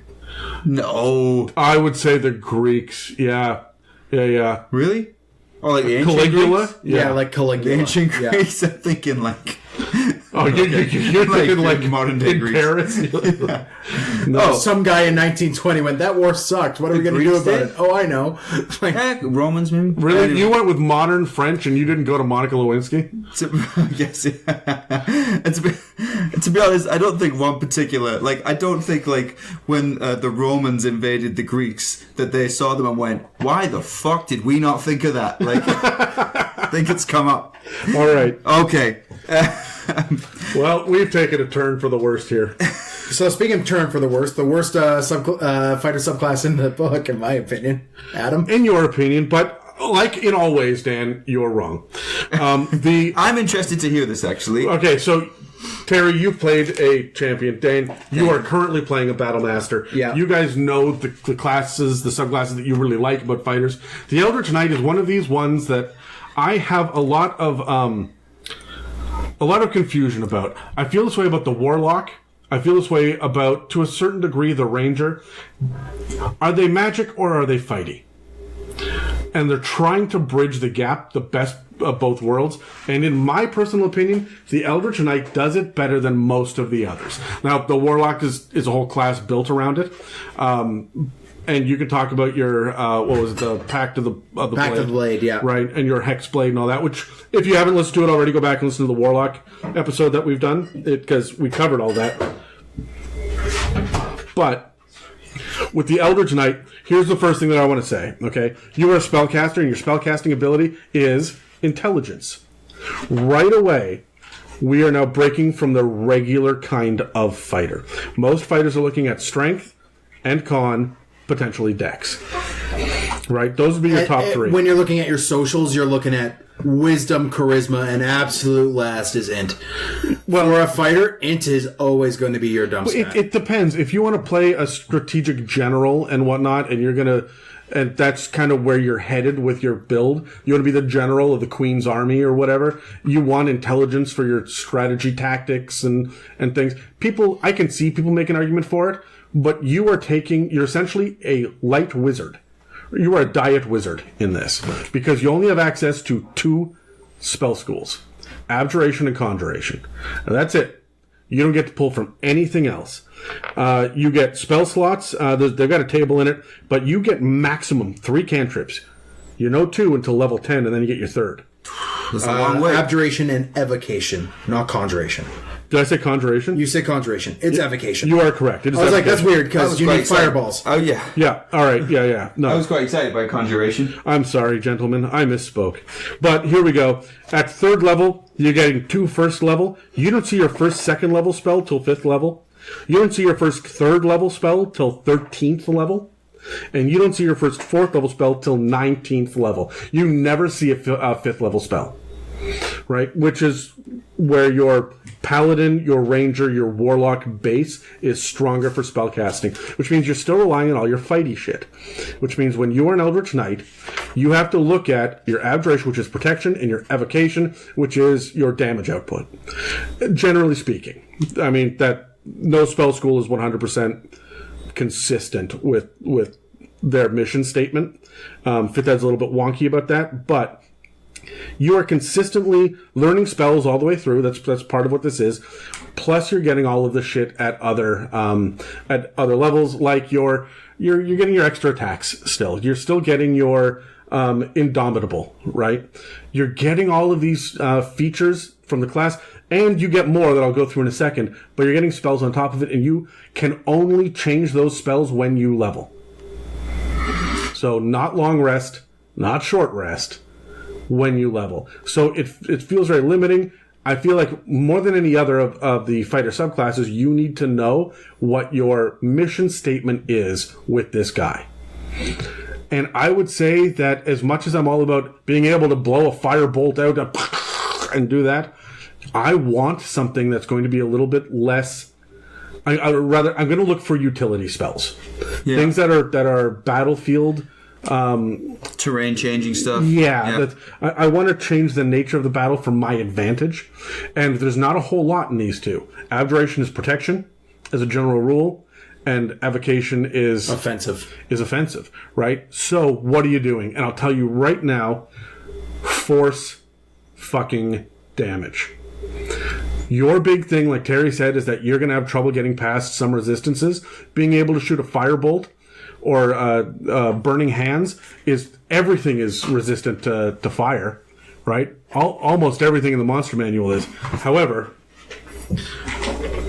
nothing is. I think there's 2 things in all of it that's resistant to force damage. Yeah. And there are only like 4 spells, but you get them at low levels, right? I think it's Force Wall, obviously, Magic Missile, and Eldritch Blast. And I don't even think you can get Eldritch Blast unless you're a Warlock. So, there are other ways to get it. but not as an Eldritch Knight. There are other ways to get it. But not as an Eldritch Knight, which is what I'm talking about. So you can pick it up get by it through a cross-classing. Okay, yes. You get can take a feat for it. But why would you when you have all these other ones that we listed earlier, right? Yep. You're still a martial, mechanically inclined, I'm going to go up and hit them. But I'm going to hit them, and then I'm also going to hit that guy over there with my magic. So the first thing you get is a weapon bond. This is Pact of the Blade, but it is a little bit different. You perform a ritual over the course of an hour, which allows you to essentially summon a weapon. You can actually summon 2 weapons from anywhere on the plane of existence where you are. So you can... How many times have I said to you guys in a campaign setting, the guard says to you, sure, absolutely, the prince is waiting for you. Leave your weapons here, please. Yeah. Does not matter for an Eldritch Knight. Because as a bonus freaking action, bam, there it is. So you can summon it and then still attack. Yeah. Out of the blue. Especially as a fighter where you get multiple attacks. Yeah. Right? So that's big. And I would say that you would... I mean, I would probably pick a ranged weapon, but you can mix it up too. You can have 2 at a time, but you can do it another... you get a new weapon... On my short rest, because it's only an hour, my short rest, I'm going to attune to that. Yeah. Right? And bang, it's mine. And it doesn't say whether or not it can or can't be a magical weapon. That was going to be my right? question. So yeah. It can be any weapon. And that's a load of fun. At 7th level, you get War Magic. Bum, bum, bum, which is when you use your action to cast a cantrip, you can make 1 weapon attack as a bonus action. This is the most stupidest name thing in the entire thing. It's not War Magic at all. You get to add a bonus action attack to your cantrip, which feels a little light to me. Especially since they only get 2 cantrips, and then they get an additional one at level 10, but that's still only 3 total cantrips. And if you're going with utility, that means you have your 1 firebolt, or you have your 1... well, you're only ever going to get a firebolt or an Eldritch Blast or whatever it is, because you only have evocation or abjuration. There's not a whole lot of abjuration cantrips, right? So you're looking at your acid splash. You're looking at your poison spray. Did you generate a list? I did not. Okay. Right? But I'm thinking about your damage dealers, right? You're not taking Mage Hand or Mending or Minor Illusion as a cantrip. You don't have access to those spell schools. Yeah, you're still... So basically... So I'm shooting that guy over there, and then bonus action hitting this guy over here, which I really like because you can't do that anywhere else.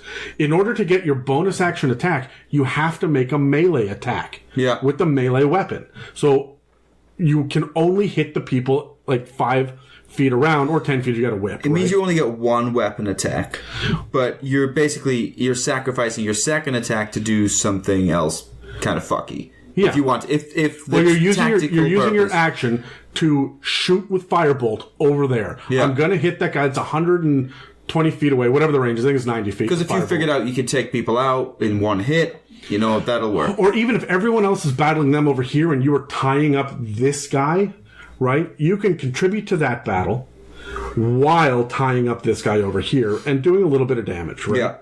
Yeah. I find that this is really going to be useful when you're fighting multiple creatures, right? Mm-hmm.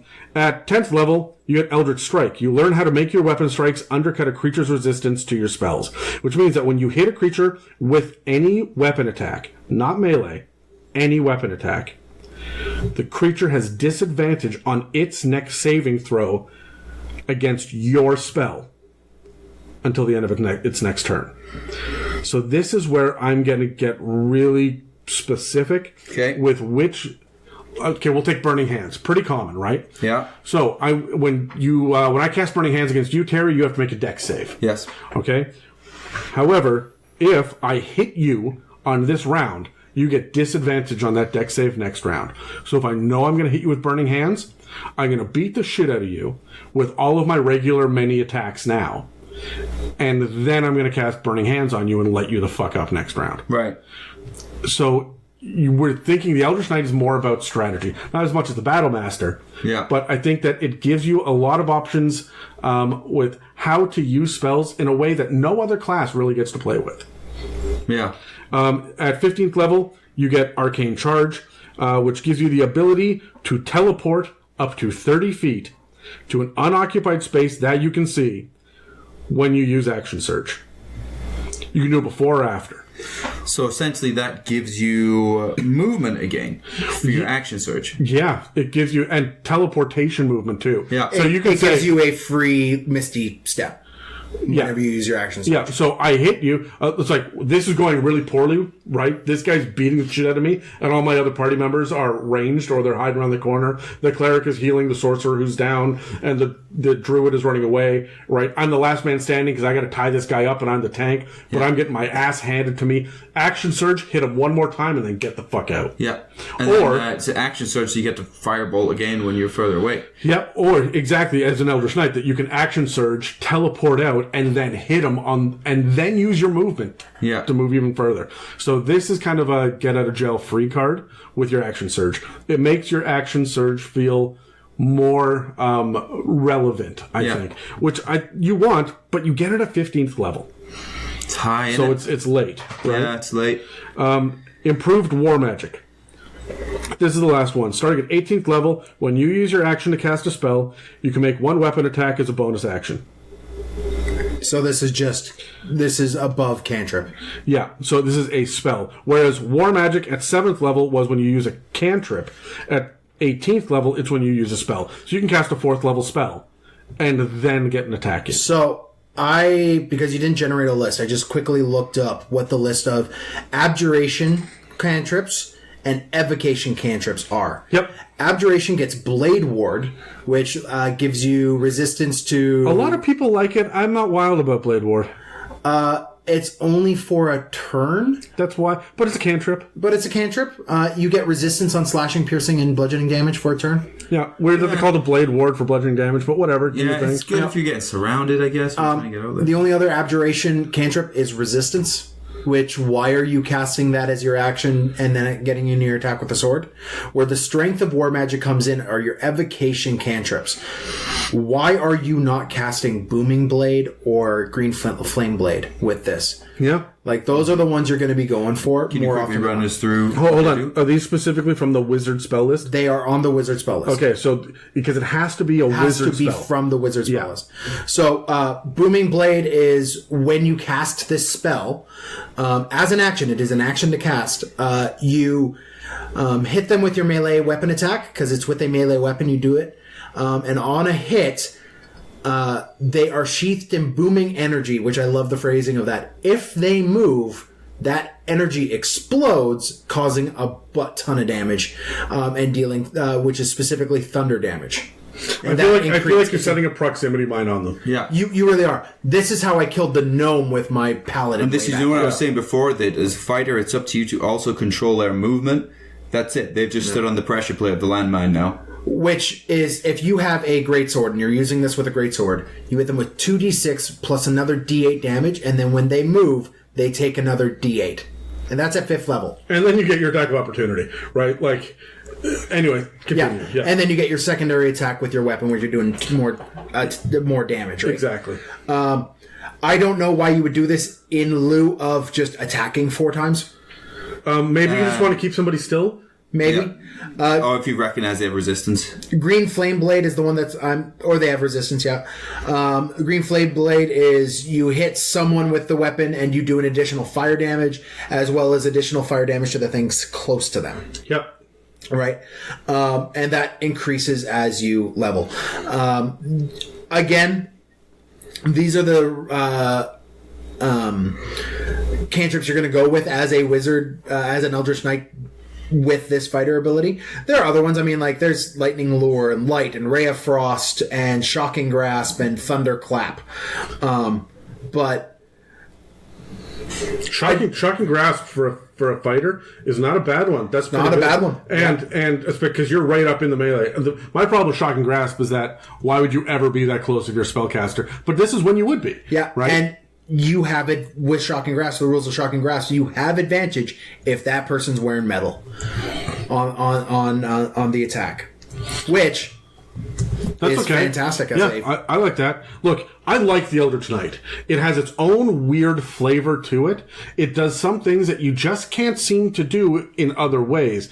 It's not the most shiniest, sparkliest subclass of all time. It's not as powerful as it has been in previous editions. Mm-hmm. But I really like it as someone who wants to go full fighter and has been considering the dip into getting a little bit of magic, but would rather stay full fighter, right? I feel like if you are a new player to 5th Ed, but you've played previous editions, you don't want to do champion because I understand how initiative works already. Yeah. And crit ranges. Yeah, like I get that shit already. So I want to be a little bit magic-y as well. Yeah. I'm going to role play this a little bit more.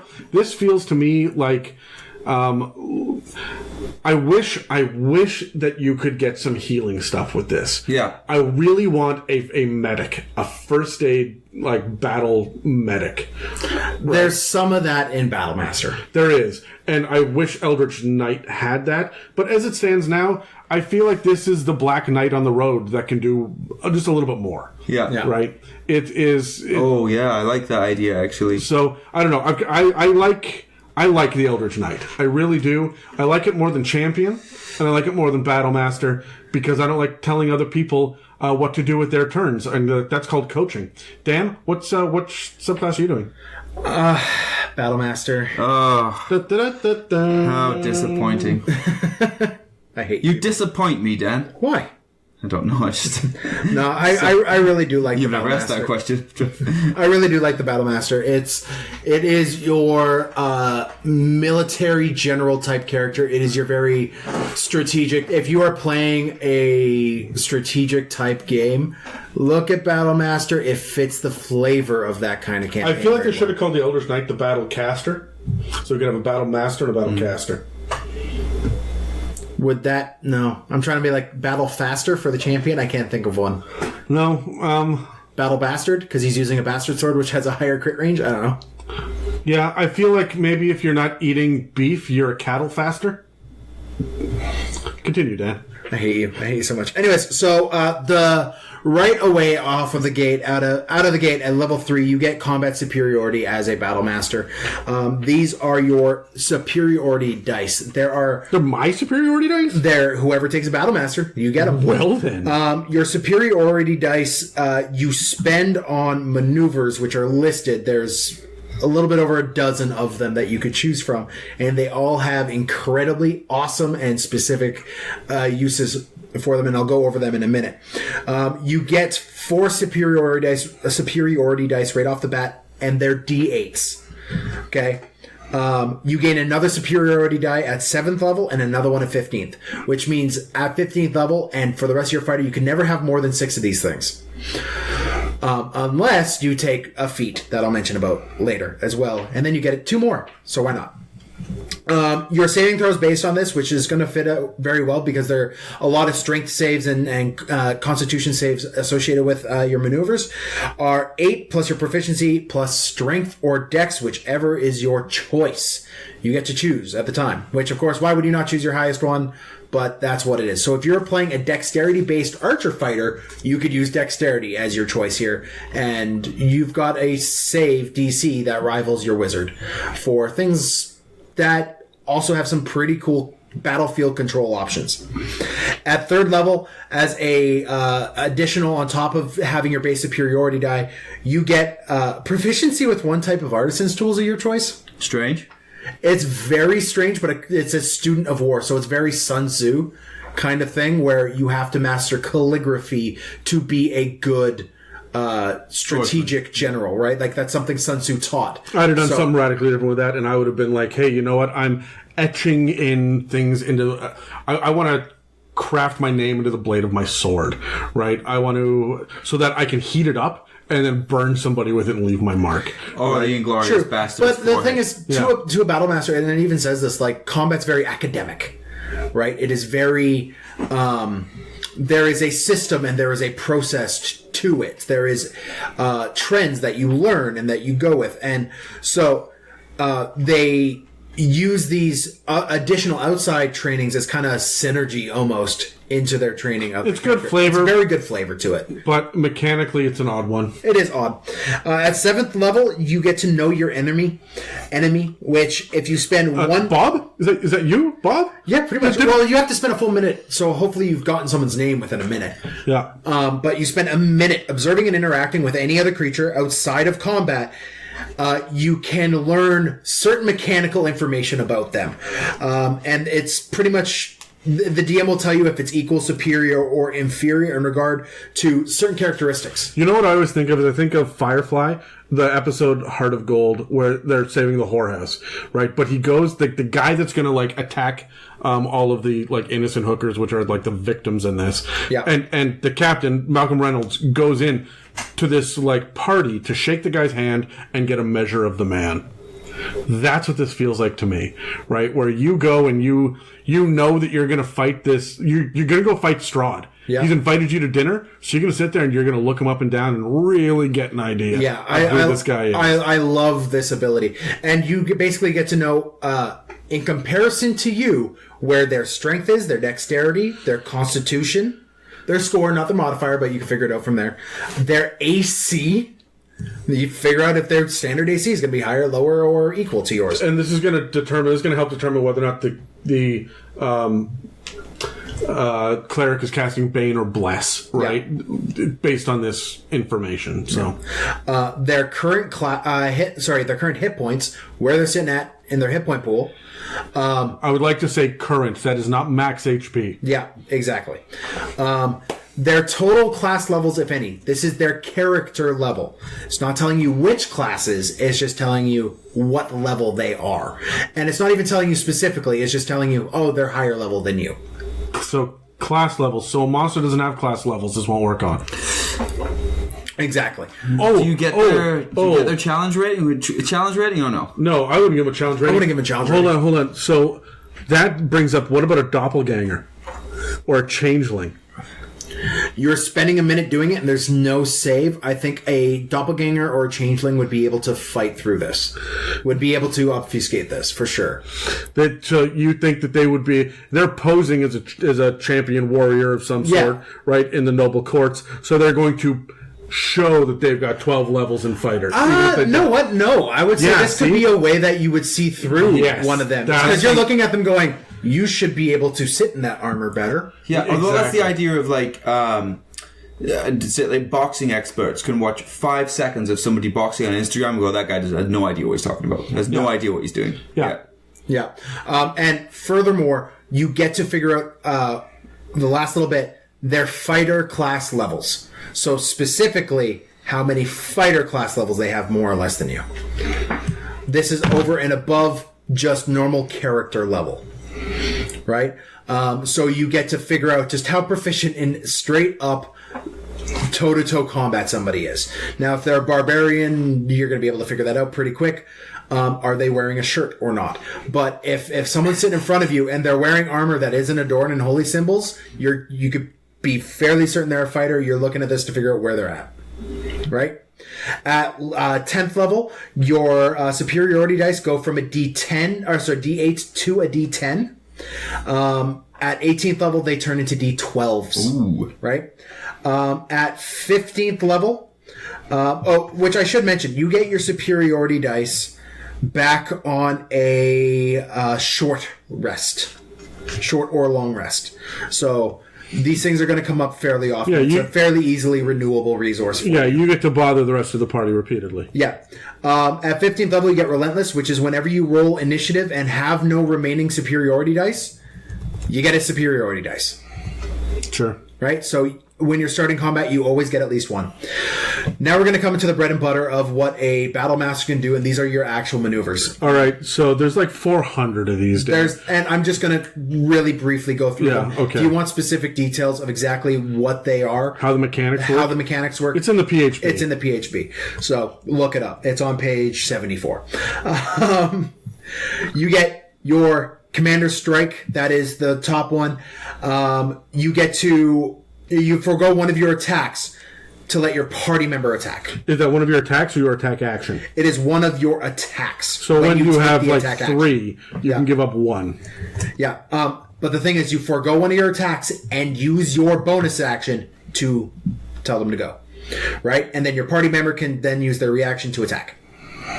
That's pretty useful, especially for things like rangers that are out of range and don't often use their, reaction for an opportunity attack. Exactly. Right? Yeah. You also get Disarming Attack, which, guess what that does? You hit it, and they drop their weapon. Distracting Attack, you hit a creature, and it causes them to... Distracting Strike. Yeah, Distracting Strike, sorry. Yeah. Gives your ally advantage on their next attack. So what's the benefit of giving the enemy advantage on their next attack? No, you don't give... You give an ally advantage on the next attack. This pairs great with a rogue. Just being like, you have advantage on your next attack. Okay, so they get their sneak attack guaranteed. Exactly. You have Evasive Footwork, which is when you move, you could spend your superiority die and add that to your AC until you stop moving. There's Fainting Attack, which gives you advantage on your next attack roll this turn. Goading Attack is the one that everything has. If your enemy turns to attack something else, it has disadvantage. Lunging Attack, you can attack at further range than your weapon normally applies by spending a superiority die. Maneuvering Attack, you could hit a creature and let your party member move half their speed. There's Menacing Attack. That's when you just unzip your fly in the middle of your action. And frighten them by your misshapen Nevermind. There's Parry, which lets you... That's the name of my Nevermind. Hey! Parry? I named him Perry. Again, with the vowels in this country. I'm sorry. Pari. Is it Pari? No, I thought you were saying Perry. Perry. So Parry lets you spend your superiority dice I'm so fucking done with it. and your dexterity modifier to remove damage. So you get your superiority dice plus your dexterity to away from the damage that you're taking. Precision Attack gives you... there's a lot here, guys. I'm sorry. Precision Attack lets you reroll an attack. Basically, it gives you advantage. Pushing attack allows you to push people. Rally says, everybody else, come help. Riposte, I don't know what riposte is. Riposte lets you have a counterattack. Okay, as a there reaction. We go. Yeah. Sweeping Attack, you knock people over. You use a broom. Yeah, you use a broom and you hit multiple people around you. And Trip Attack, you knock people over. Here comes the broom. All right. Yeah. Look, there's so much in there. There's a lot of options. How many of these do you actually get to know? You get 4 of them at your 3rd level when you get this, and you get an additional one at... you learn 2 maneuvers of your choice at 7th, 10th, and 15th level. This is too much shit. And honestly, a lot of this is, okay, you can move half your speed. All right, you get advantage. You can go now. Use your reaction to... And there's just a lot of this that I'm like, if you're going to play Battlemaster, I'm fine with all of this. It's weird for DM to be like, no, hold on, wait. Whose turn just went... That guy just moved, but it's on your turn. But you took even a though reaction it wasn't a to reaction attack. to... All right, so hold on. Whose turn is in initiative? This can be a little bit much for new DMs. Yes. But let me say this. If you are going to do this shit, you need to clear it with the other people around the table that, hey, on my turn, I would like you to move here. Yeah. Battlemaster reads like General, where you get to give other people commands, but it's really providing the opportunity, and I would say that you can use this maneuver and then tell someone else, you have the opportunity to move. You have the opportunity to attack this person with advantage. You have the opportunity to whatever it is. Don't tell them. Provide opportunities for them. And that's the only thing that I would say is for party politics on the table, Battlemaster can be a little contentious. Yeah. So make sure that you are communicating appropriately with your other players and let them know kind of what's going on. If you're taking the Battlemaster, you're kind of a strategist. Yeah. Or you think of yourself as a strategist. Yeah. Maybe you're not actually. So people may argue with you. That's okay. And you may blow a superiority die and it doesn't help. Yeah. And that's okay too, because you get 9,000 of them every time you goddamn break to take a piss. So, too many of these things. This one, to me, this is a broken subclass. Really? Yeah. I'm fine with playing. I think it's mitigated by the fact that you never get more than 5 uses within a short rest, right?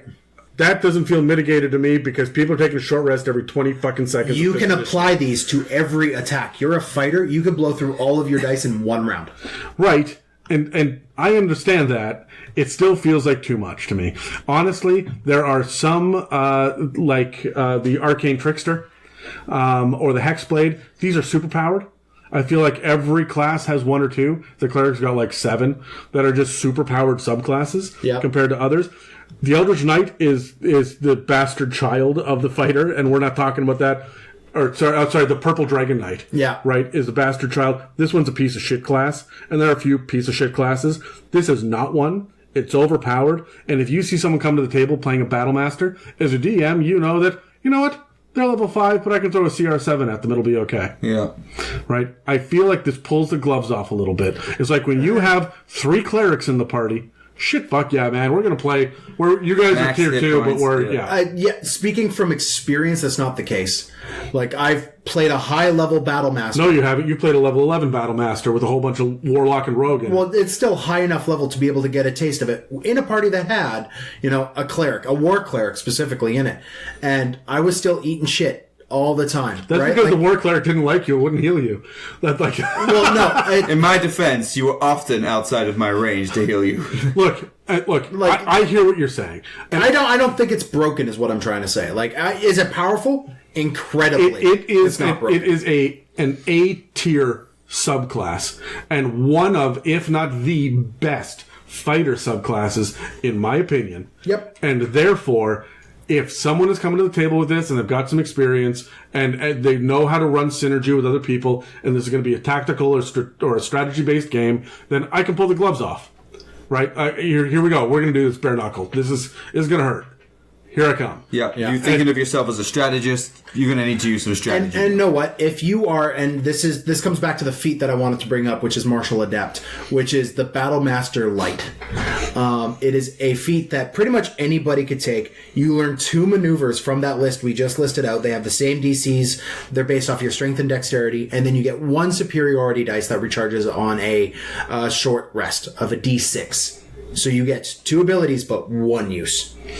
For a short rest. I think that's fine. That's a good feat. Everyone can help each other. Yeah, everyone can kind of help each other with that, and it really brings that in. So if you're playing a Hexblade Warlock, take Martial Adept. If you're playing a Barbarian, take Martial Adept. Help move that. If you're playing a martial class, you should probably take a little bit of Martial Adept. It's a feat that you should pause over it when you're considering your ASIs and feats. You know what? I agree with that. The other thing that I want to say is that you can undermine the Battle Master a little bit by just playing with the variant rules of trip and disarm, which are some of the options in these attacks, right? Yeah. So there are other options out there to get some of these without having a Battle Master there. If your Barbarian can also trip or can also parry. Tari? Sorry, that was for Terry. Which one? I'm sorry, Tari. Fuck. What? Who are we? She pronounces it Terry, and I pronounce mine Terry. Which one of you is Terry? So if you have the ability, if the Barbarian has the ability to do this already, the Battle Master will feel less special. Yep. And so think about your variant rules as well with this when someone comes to the table. So that's my comment for Battle Master. It feels overpowered, and I would say too overpowered, except there are ways to get the shit in other places. Yeah. Right? I would enjoy it purely because I like fucking with people. That's what I liked about my Arcane Trickster, was doing those fucky things in the environment. And so I would enjoy, oh, you've done this. This means I can now do this. Or I'm going to make you do this. I'm going to make you do that. But can you imagine turning to your frenzied Barbarian and saying, now you need to hit this guy over here? I've given you advantage on the attack. So whatever your plan was... But he's fighting that guy over there. No, that's what I'm saying. I've given you advantage on this attack. So disregard whatever your plan was. You're doing this now because I did that for you, so you're welcome. And they might be like, well, fucking, I was going to go over here. Yeah. So I really feel like this encourages strategic talk around the table, and I myself discourage strategic talk around the table. Fair enough. Because as much as I enjoy tactics, and we talk a lot of tactics on this podcast, I prefer people using their role playing to discuss in character what's going on during combat. I don't want you saying, okay, look, if you can cast a guidance on your next turn, then I can really do this. I want to mitigate that. Oh, yeah. I want to have, oh my God, help me get this guy. Right? I hate that. But I like, before the encounter, if you know on the other side of that door, there is the big bad, we can say, okay, right. We did some reconnaissance. We know there's pillars in the room. I will do this. That will be our plan. It inevitably will not work, as all things D&D. Oh, yeah. But this is what we'll go for. And we used to do that with the Necromancer, my Arcane Trickster. It was like, in this situation, you guys would put your heads together and come up with a plan. I'm all for the plan, but in the middle of it, the Battlemaster feels very in the moment. Here's what the new plan is, and you need the right party for it. We play with the right party, and Dan's very good at playing a Battlemaster, and he works with people. There are, I believe, many opportunities for people to be not to abuse it, but to not think it through. Yeah, fair enough. Right, and so I like the Battlemaster. I feel that it comes with a couple of asterisks. Asterisks? Yeah, I 100% agree. I like the Battlemaster, and I think there's a lot of good stuff you can do with it. And I think if you enjoy that type of tactical play, you'll really like it. But you just got to make sure that you're not going to be pissing your party off by dictating what they're going to do all the time. Yeah. Dictator. Back to dictator. Okay, penis potato. Okay, I wanted to end on a serious... It's a dictator. Dan. Well, we're trying to have a podcast here. Yeah, this is heavily... All you've done is swear and be inappropriate this entire time. Yeah, you said the T word twice in 10 seconds in 2 different accents. Oh my God, stop alliterating. And just say your point. Terry. What do you Fuck. Okay, I think we're moving on from this. We're going to go to a shout out. Adam, I know you have a very important shout out. Important to all of us, so I'll let you take over for this one. All right, yeah. Let's stop screwing around for a minute here. The Pickled Dragon, who is one of the really tent poles of the D&D Instagram community. Everybody knows him. He's absolutely a fantastic member of the community and contributes quite a lot. Has had an unfortunate accident. And we gave him a shout out a few episodes back. And since then, he's ended up in the hospital. And at this point is paralyzed from about the middle of his back down. There's a GoFundMe page called Rebuild Matt Rauscher, and I will spell that at the end of this for people. He's needing to raise $40,000 to rebuild his home to be wheelchair accessible, including ramps, widening doorways, turning carpet into linoleum or vinyl or hardwood, whatever it is, right? He needs our help. He goes home at the end of September, and I believe we're releasing this right around the same time.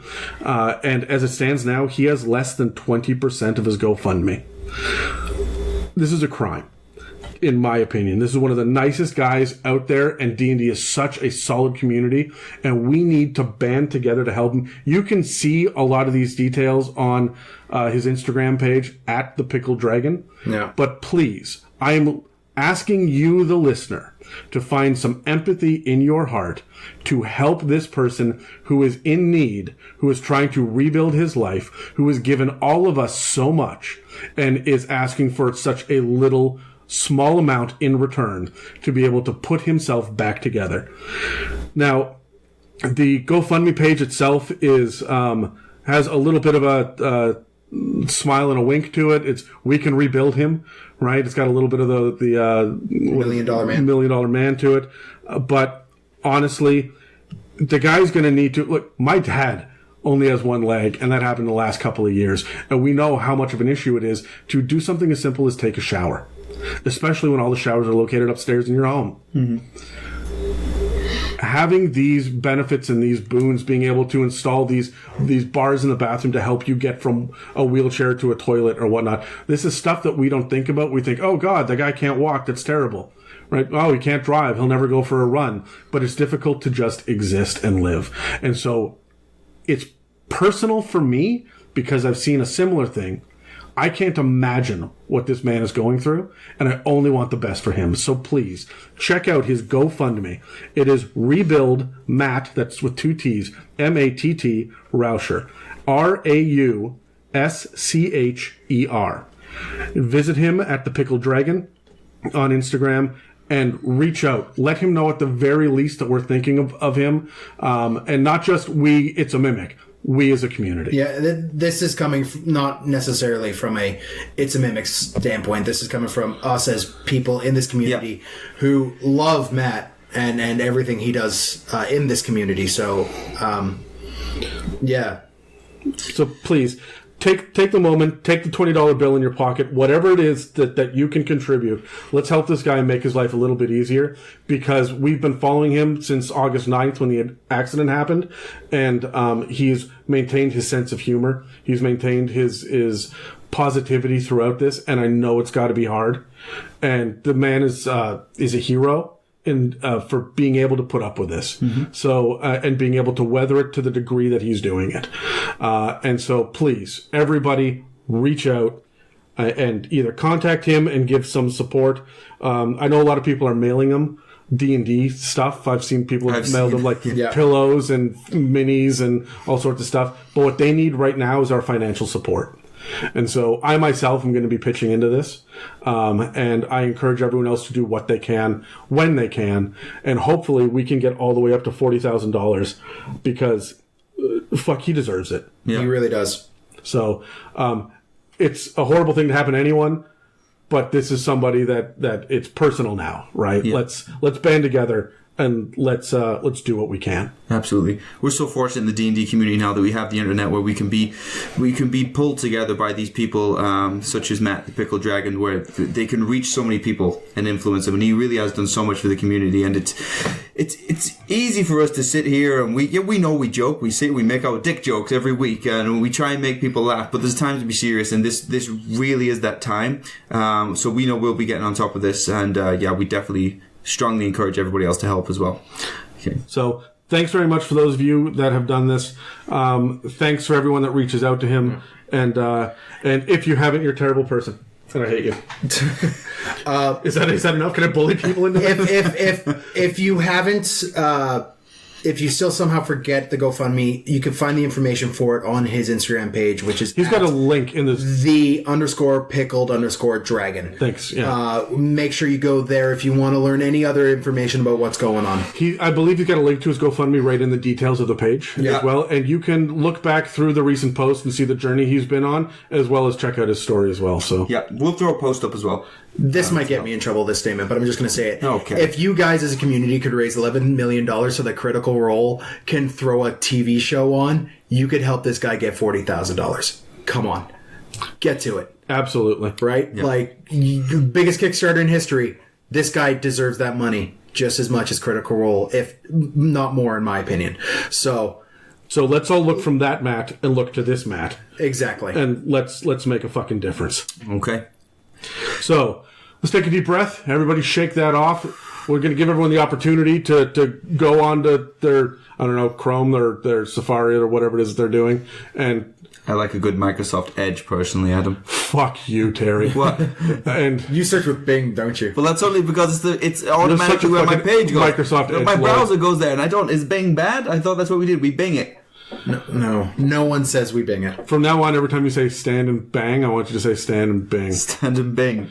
So, look, let's move back to the regular podcast now. Yeah. But honestly, I mean, I know we just lapsed back into joking. Again, rebuild Matt, M-A-T-T, Rauscher, R-A-U-S-C-H-E-R on GoFundMe. That's not Kickstarter. That's GoFundMe. Yeah. Thank you. Thanks, Adam. Penises. Yes. And now we're back. And now we've broken the ice. Yeah. Okay. Topic 3. Penises, that would be painful. For what? Breaking ice? To break the ice? Maybe for you. Actually, you ever get your tongue stuck to like a metal pole or something? No, I don't like where this is. Because I was schooled in England, so I don't go around licking fucking lampposts. He's got you there, dude. I have seen you with your tongue stuck to shit, Dan. You need to stop talking. Not literal that's right. Internet. You two have known each other for a long time. not literal shit internet. Hey, no man, some people are into that, and that's alright. There's no shame in here. Okay? Dan? Can we move on to creative builds? Please. Sure. For fuck's sakes. Why don't we, not yet, when I say, Why don't we roll initiative so we can... God damn it. 17 and a 2. See how I just And a 3. submitted to God that? damn Well, it. I'm going second on whatever it is we're talking about. I want to talk about how to use archetypes creatively, how we can counter some stereotypes, throw in some unique character flavor. And I know when we do these things, sometimes we'll go specifically on one thing hard and maybe touch a little bit of everything. So I'll let you guys decide how you want to do it. After that, after all this, then we'll talk about a single new creative idea for a character, as is tradition. But Adam, I believe you're going first.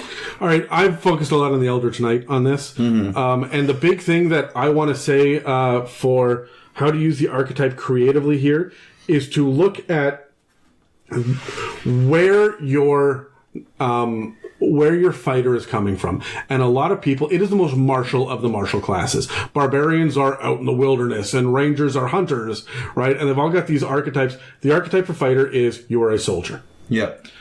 You're a town guard, you are in a militia, you are a lieutenant, or whatever it is, right? I find the paladin tends to get knight even more than fighter does, but it does happen, especially when you go into the cavalier subclass. Cavalier. It's French. Terry supports me. Oui. C'est bon. Yeah, we support each other. Aye. Anyway. So cavalier. No, cavalier. So when you... Why is it cavalier? So when you are thinking about the archetype and you're thinking about the militia or the soldier or the town guard, stop and think about... I say embrace it. Don't break that trope.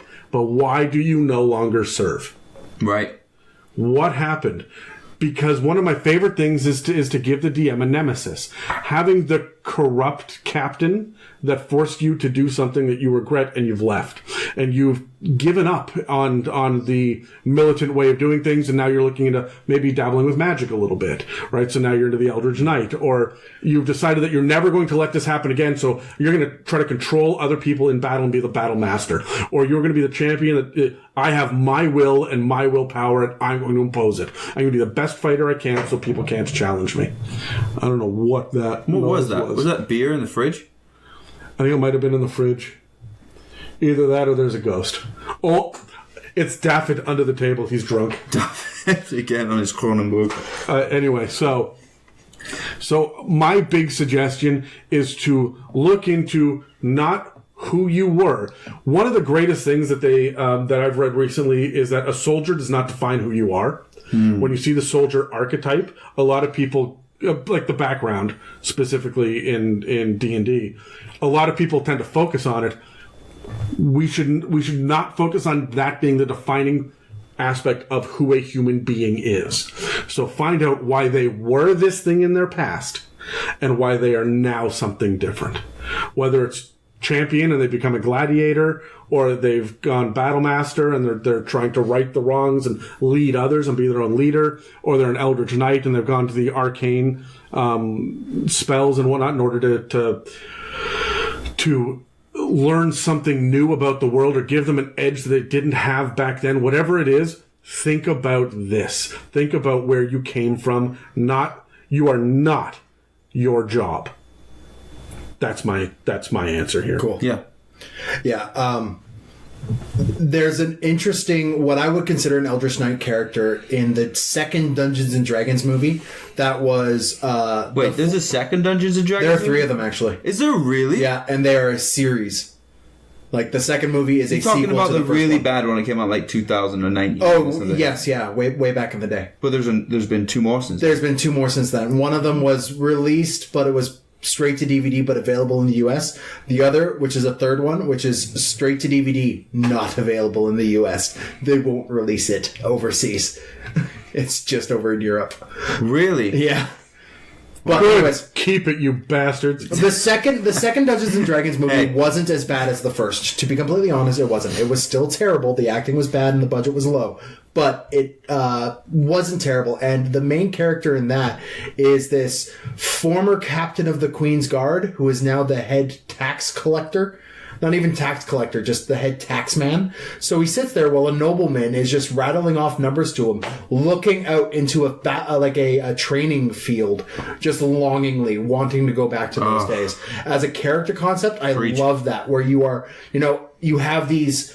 You finished your tour of duty. You went home. You went home and you've moved on to with your desk job, and now you have been called forward to brandish steel once again. Can't wait to go home. Can't wait to go back. Yeah, I love it.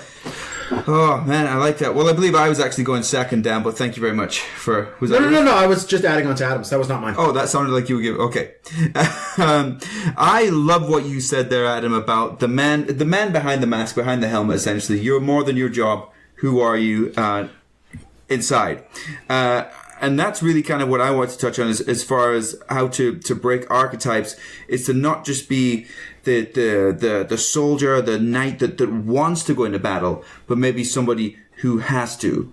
Maybe they don't feel completely aligned with the cause, but they feel some sort of family duty, or they feel that it's necessary that they do. Maybe they're treating it as some sort of penance that they go in. They're punishing themselves, and that's why they throw themselves into the fray. I feel like that suits for a lot of your Oath of Redemption, Oath of the Oathbreaker Paladins. A lot of the Paladins feel that way as well. It can be, but it can definitely be fighter as well. Yeah, but 100%. it doesn't have to need to have a religious alignment to it either, a religious connotation. It could be a personal morality. It can be self-loathing. There's people that that don't think that they deserve to be here. They deserve to be in there. You know what we're saying? We're saying look at your flaws, your traits, your bonds, and your ideals. Yes, and that's where you should be building your fighter from. And build your fighter from there. Absolutely. Instead of just look beyond the armor. And I'm telling you that from experience, because I have played a fighter character that was all about the symbols and the family history and the armor and where did he come from. And I am proud of this. That went through a transition of, I've decided I hate those people. I've decided I hate this. I'm loyal to this person only. And I will do anything to kill whoever hurts them or get them back. So, yes, I agree. Look behind the mask. And look at the ideals, the flaws, and the other character traits. Yeah, I also, for my answer to this one, is I would look at the real world usefulness of a fighter. By real world, I don't mean like our actual real world, but I mean like the standard person in Dungeons and Dragons, the standard commoner level person isn't casting spells, right? Isn't slinging magic back and forth. They are commoners. They don't even own a sword. They don't even own a sword.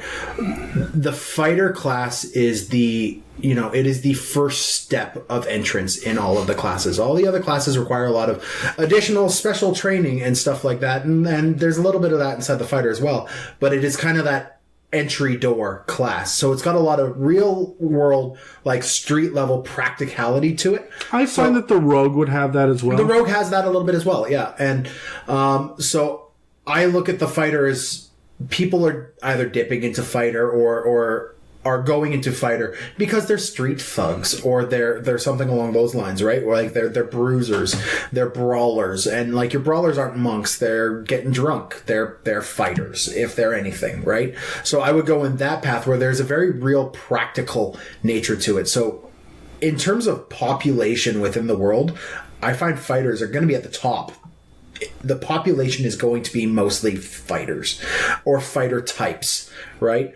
And then everything else is going to branch down from there, just because it's got that easy gate of access to it. Yeah. So that's what I view when I see the fighters. Like, I look at the practicality of it. So when I'm looking at creating a character for it, I'm looking at more, this character knew he needed this training, and he's supplementing his more special things with this fighter training. Yeah. Right? So honestly, that feels like the simple new player answer. It's still completely legitimate. I think it's legitimate. I think that we can go deeper with it as well. I agree with what you said, Dan. I'm not disagreeing with you. I'm just saying that that's a good place to start. Yeah. So that's what I'm saying. I think that when you're playing a level 1 fighter, that's a good place to start. When you get to roll up your level 8 fighter, you can go a little deeper. You could go a little deeper, yeah. But you could go a little deeper in that path with that in mind, right? Like, I started here, yes, and then here's the logical progression from there that makes me into this level 8 character. As much as a monk or a wizard is all about where you came from, like every rogue started on the streets, right? And like, fighters also need to have a sense of their personal history. Yeah. And I think that's what we're all saying here, Yeah. right? And a lot of them are going to be, either my country had a draft or this was the best way to feed my farming family, right? Is to join the army. So you could go that route with it. Like, it's a very practical entry level thing. I also like the character just hell-bent on revenge. They came through the mountain in Game of Thrones. Thank you. My God, I almost said Lord of the Rings, and then I'm like, no, it's not Lord of the Rings. It's Lord of the Rings. Shit. It's the Hobbit. Yeah. Which RR is this? Is it George or Jay? Right. So, anyway, the mountain rode through my village, burned it down, and I am hell bent on revenge. Right. The Hound was a fighter. Right. Yeah. And so that's what I'm thinking. Your past. You don't necessarily need to be drafted. You can just be like, I trained with the best fighter out there, right? Like Arya got her levels in fighter by being with the Hound. Mm-hmm. She didn't get training. She was just with him. Yeah. Right? And just watched him, observed, learned. Awesome. Well, we haven't rolled dice enough this episode, so I'm going to say let's roll it again for when we bring our new and creative character idea. Okay. So if you guys are ready, can we go on the count of 3 so we don't knock each other's dice? Okay. Okay? It's 1, 2, 3, go. Okay. 1, 2, 3, go. Adam? I got a 5 and I won. I got a natural 1. And you lost. I have gone 3. last this entire It's been a little rolling episode. game, really, hasn't it? I've been doing all right. Game. Episode. It's All all right. game. Life's a game, Dan, really, when you think about it. Yeah. Okay, so my creative idea for a fighter is the bouncer at the tavern. Oh, do go on. Everybody starts off in a tavern, right? That's we did an episode called about taverns, right?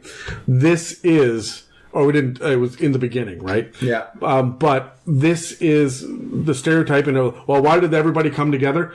The bouncer is a low-level street thug that legitimized or was in the military for one level. He was a private. By the time that he got trained up and went to war, the war was over, and now he's making a life as the bouncer, and he's the one that's there that has got a little bit more martial training than the average person. Right. And he joins the party because when the party burns down the tavern, You just have a job. he's out of a job, right? And that's just it. That would be a great backstory for a character in that the last party burned down my tavern, and so I'm in this one. Yeah, and so I like the idea of the bouncer that signs up because the blacksmith daughter got taken, and I like the blacksmith. He's in here every Friday night. Yeah. Of course I'm going to sign up and help you. And honestly, as a player, I would sit at the table and be like, I have a secret character coming in. And the DM just runs the bouncer as an NPC for the entire first session until you get the call to action to go off to war. And the bouncer's going to come with you. And everyone's like, we don't want the bouncer. And then the guy steps up with his character sheet and says, but you have him. And I think that's fun. Yeah. So, I don't know. My idea is the bouncer at the tavern joins the party. I like and that. then you get the tavern brawler. Makes a lot of sense there. Oh, yeah, it does. I like that. So, anyway, that's my answer is linked to the Purge and some other things I like to talk about. And just bear with me on this.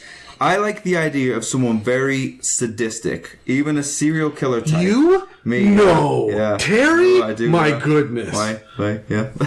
So, but Adam is shaking his head. I'm thinking almost like it's got kind of like a Dexter approach in that they're saying to the party, "Look, I have a thing. I have a demon, metaphorical, inside me. I need to release Warlock? this." No, Right? metaphorical. Okay. Metaphorical. Not a literal demon. And I need to release this. I need to purge this. You have your goals. I will not hurt you. I will defend you. But I am looking for those opportunities to release, to purge. I feel like this is when you can pull out your orc or your hobgoblin race as well. That's Yes, true. But I would say shy away from, just because you said orc, shy away from leaning towards barbarian. This is not rage to this person. This is art. This is cold and methodical. This is cold, methodical. This would be like a symphony to them of how they perfectly plunge the spear in and then perfectly spin to the next one to backhand them across the face. This is like an opera to them as they go through this battle. This is momentum, just with long swords. Yes. Yeah, I guess so. Yeah.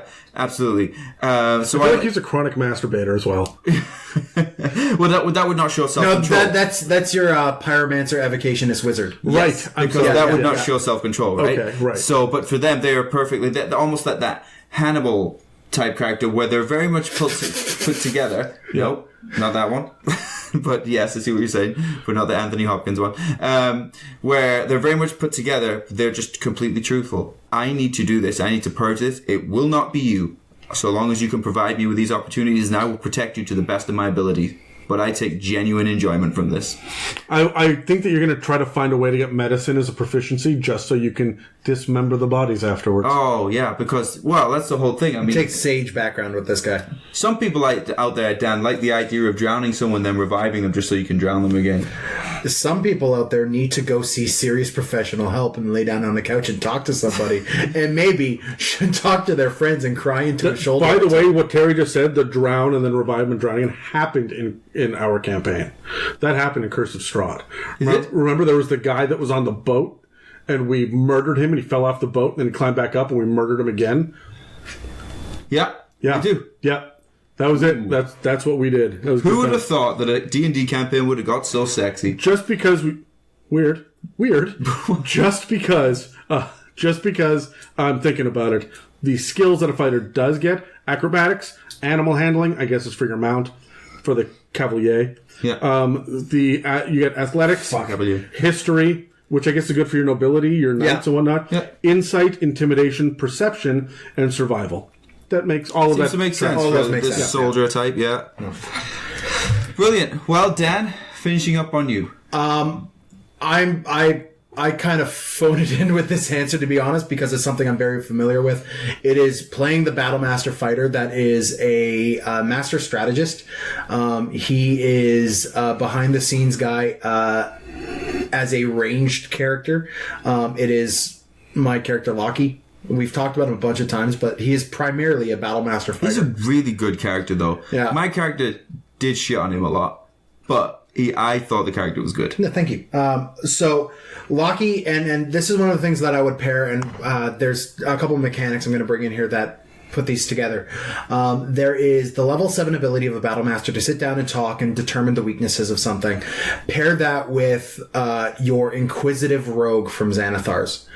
You pair those two things together, and you have a private investigator who could determine anything he wants to determine from anybody within a minute of talking to them. Well, yeah. And that is what I built Lockie to be, was that private investigator rogue that sat down and talked to people and did that. And then our campaign went a wildly different angle. But if you don't want to take Inquisitor, Mastermind also gives you a lot of Mastermind boons also as well. does, yeah. But Mastermind gives you more role-playing and social, and Inquisitor gives you more battle. Yeah, Inquisitive and pairing that with Fighter seemed to make more sense than going Mastermind with it. I know. Right? Who would want to be good at both role-playing and combat? No. Dan, I'm just giving you shit. I know you're I'm just giving you shit. Now, one of the things, like with the history of Lockie, the way I did it is he started off as a street urchin and a rogue. His mother was a prostitute who had him, and then he fell in love with his adopted mother's daughter, and they fell in love and did their thing. But he was a street urchin that saw the opportunities that having a position on the town's guard would open for him as a professional thief.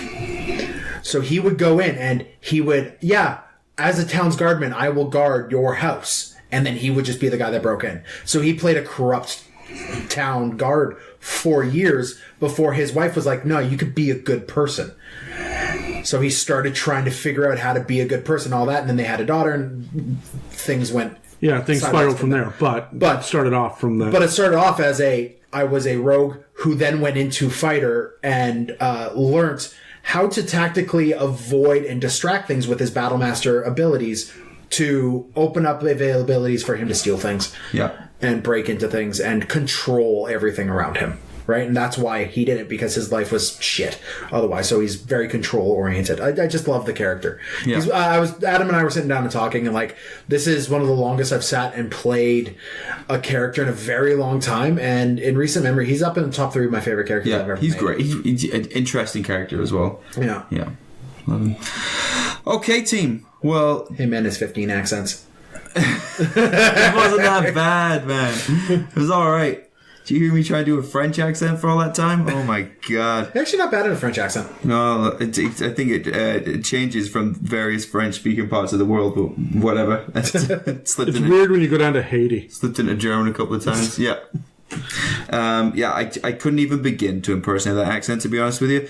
Okay, team. Unless anyone's got any final thoughts. we can wrap this thing up. It's weird that we all like fighters so much. I really figured that it would be the one. Love fighters. Yeah, I thought that it would be the one that everyone would kind of go, you know what? I want something more interesting. I want my gnome warlock. I want my freaking ASMR war cleric. Why do you think it is? What do you think it comes down to that makes us enjoy it so much? It is so bland. You get to inject all of your flavor into it. Yeah, this is one of the only classes where you can build the flavor from the ground up. Yeah. Where it's like Wizard as well, right? There's a blank slate. All you know is that you went to school for one level worth of knowledge, and then you went out adventuring, right? That's it.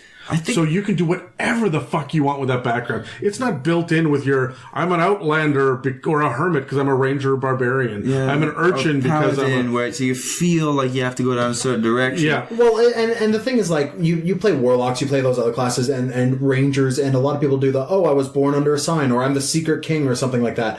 A fighter is... I was a farmer, and I came in as a farmer. Can I just say, though, that now that we've said that, Aragorn was a fighter?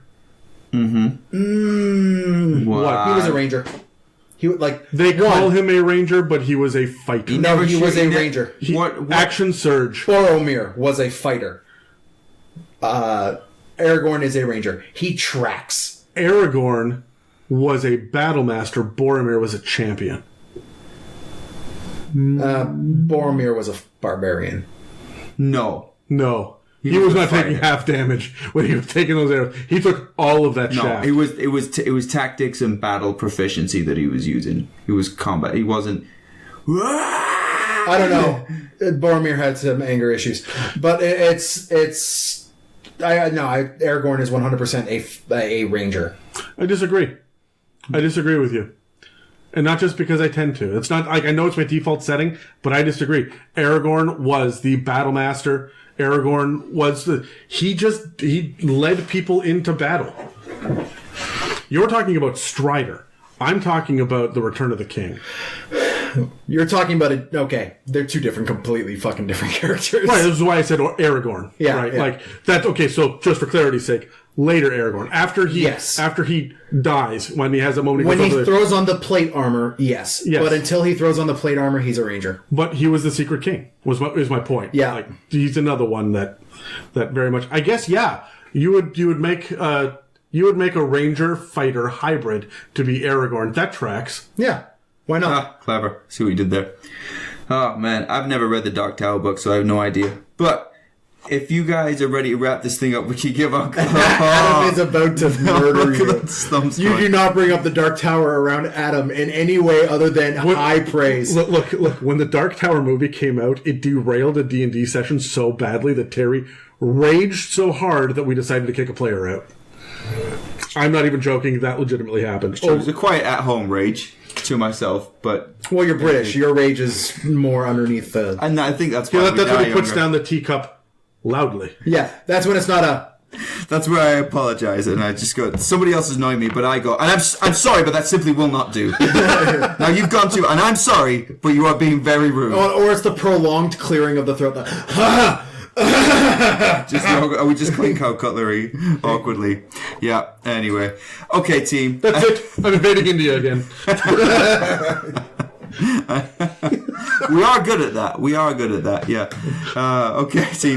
Okay, team. Well, we'll do individuals first. So you can find me personally, Terry, at SendNoobsDND on Instagram. You can find Adam to my left at Rusty Styrofoam. It's all one word. You can find Dan to my right, Amadouat, at...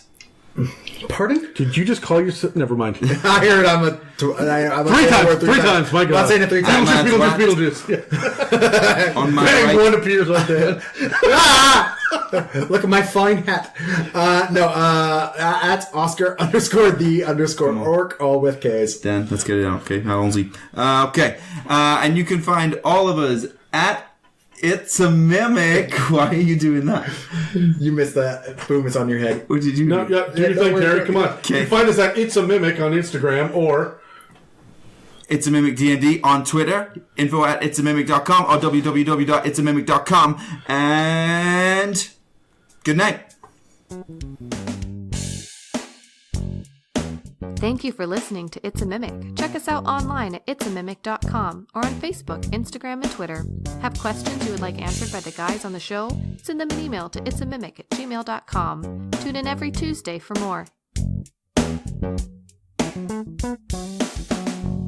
So I discovered yesterday with Charlie that there's a Beetlejuice musical Broadway production. I'm sorry. What? Yes, please. Yeah, and we listened to the entire soundtrack is available on YouTube, and we listened to it, and it has such wonderful songs such as "Dead Mom." Dead Mom. The song. And, Somebody out there wrote Dead Mom. and performed it, and it's like "Dead Mom, Dead Mom." Oh my fucking god! It is the best thing. We sat on my couch and just Is it better listened. or worse for songs than Team America? Because they were... It's about on par. My favorite thing about it is that Beetlejuice himself seems to be aware of it, and he keeps referencing. There's a line he says over and over again that this is a story about death, and he just keeps going on and on about it. But it's the jokes, the puns, and it's just the song. And I had to actually look up the Wikipedia breakdown of it because it was so fucking strange. There's one that's just called Girl Scout, and it's about how a Girl Scout is finally excited because the Girl Scouts have really helped her, and she's out of the house. She's going to sell cookies, and her arrhythmia is not going to hold her back. And one solid scare will kill her, but her parents will finally let her out, and she's going to go knock on the door. And I'm like, what is happening? It is the darkest fucking That thing. is dark. It's beautiful. Terry, you will love it. You need to listen to that in your drive home. I like it. Yeah, Dan, it's going to make you go, oh shit, and then turn it off. The Beetlejuice musical. The Beetlejuice Broadway musical. It's on YouTube, and the whole thing is up there. I wasn't allowed to watch Beetlejuice as a kid because he said hell in one episode. That's the cartoon show. My God, really? Yeah. God damn. Oh, god damn indeed. I would like to go back in time and just force you to be normal. This explains... Actually, no. This explains all of the sexual repression. Real quick. Adam and his brother were sat down, and they were stunned that I had never seen an episode of South Park. So they forced me to watch the entire first season of South Park in their house back when we were like I don't remember this. in high school. Sat down back when fart and shit was funny. Yeah. Well, Yeah, there's still- definitely a progression across South Park. Yes. But it was like the entire first season of South Park, and made me sit down and watch it as like the sheltered kid. How was it? Oh, I'm not a fan of South Park. I never have been, but you know, I could see how people enjoy it. Oh, I'm sorry. I thought this was American. I think you should try the later seasons where it's actually satire and not just shit and cock jokes. Yeah, they definitely moved on. They're actually very clever. Well, it's funny because I was saying to Charlie when we were watching the Beetlejuice or listening to the Beetlejuice musical that the South Park guys, the creators, I think they did Cannibal the musical, and they also did the Mormon Broadway show, they did, yeah. right? And so like all of this goes very hand in hand, and it's the same level of like, oh my God, can you say that shit? Yeah. There are a couple of things that they say in The Book of Mormon, though, was hugely successful. but my favorite, oh my God, Not amongst Mormons.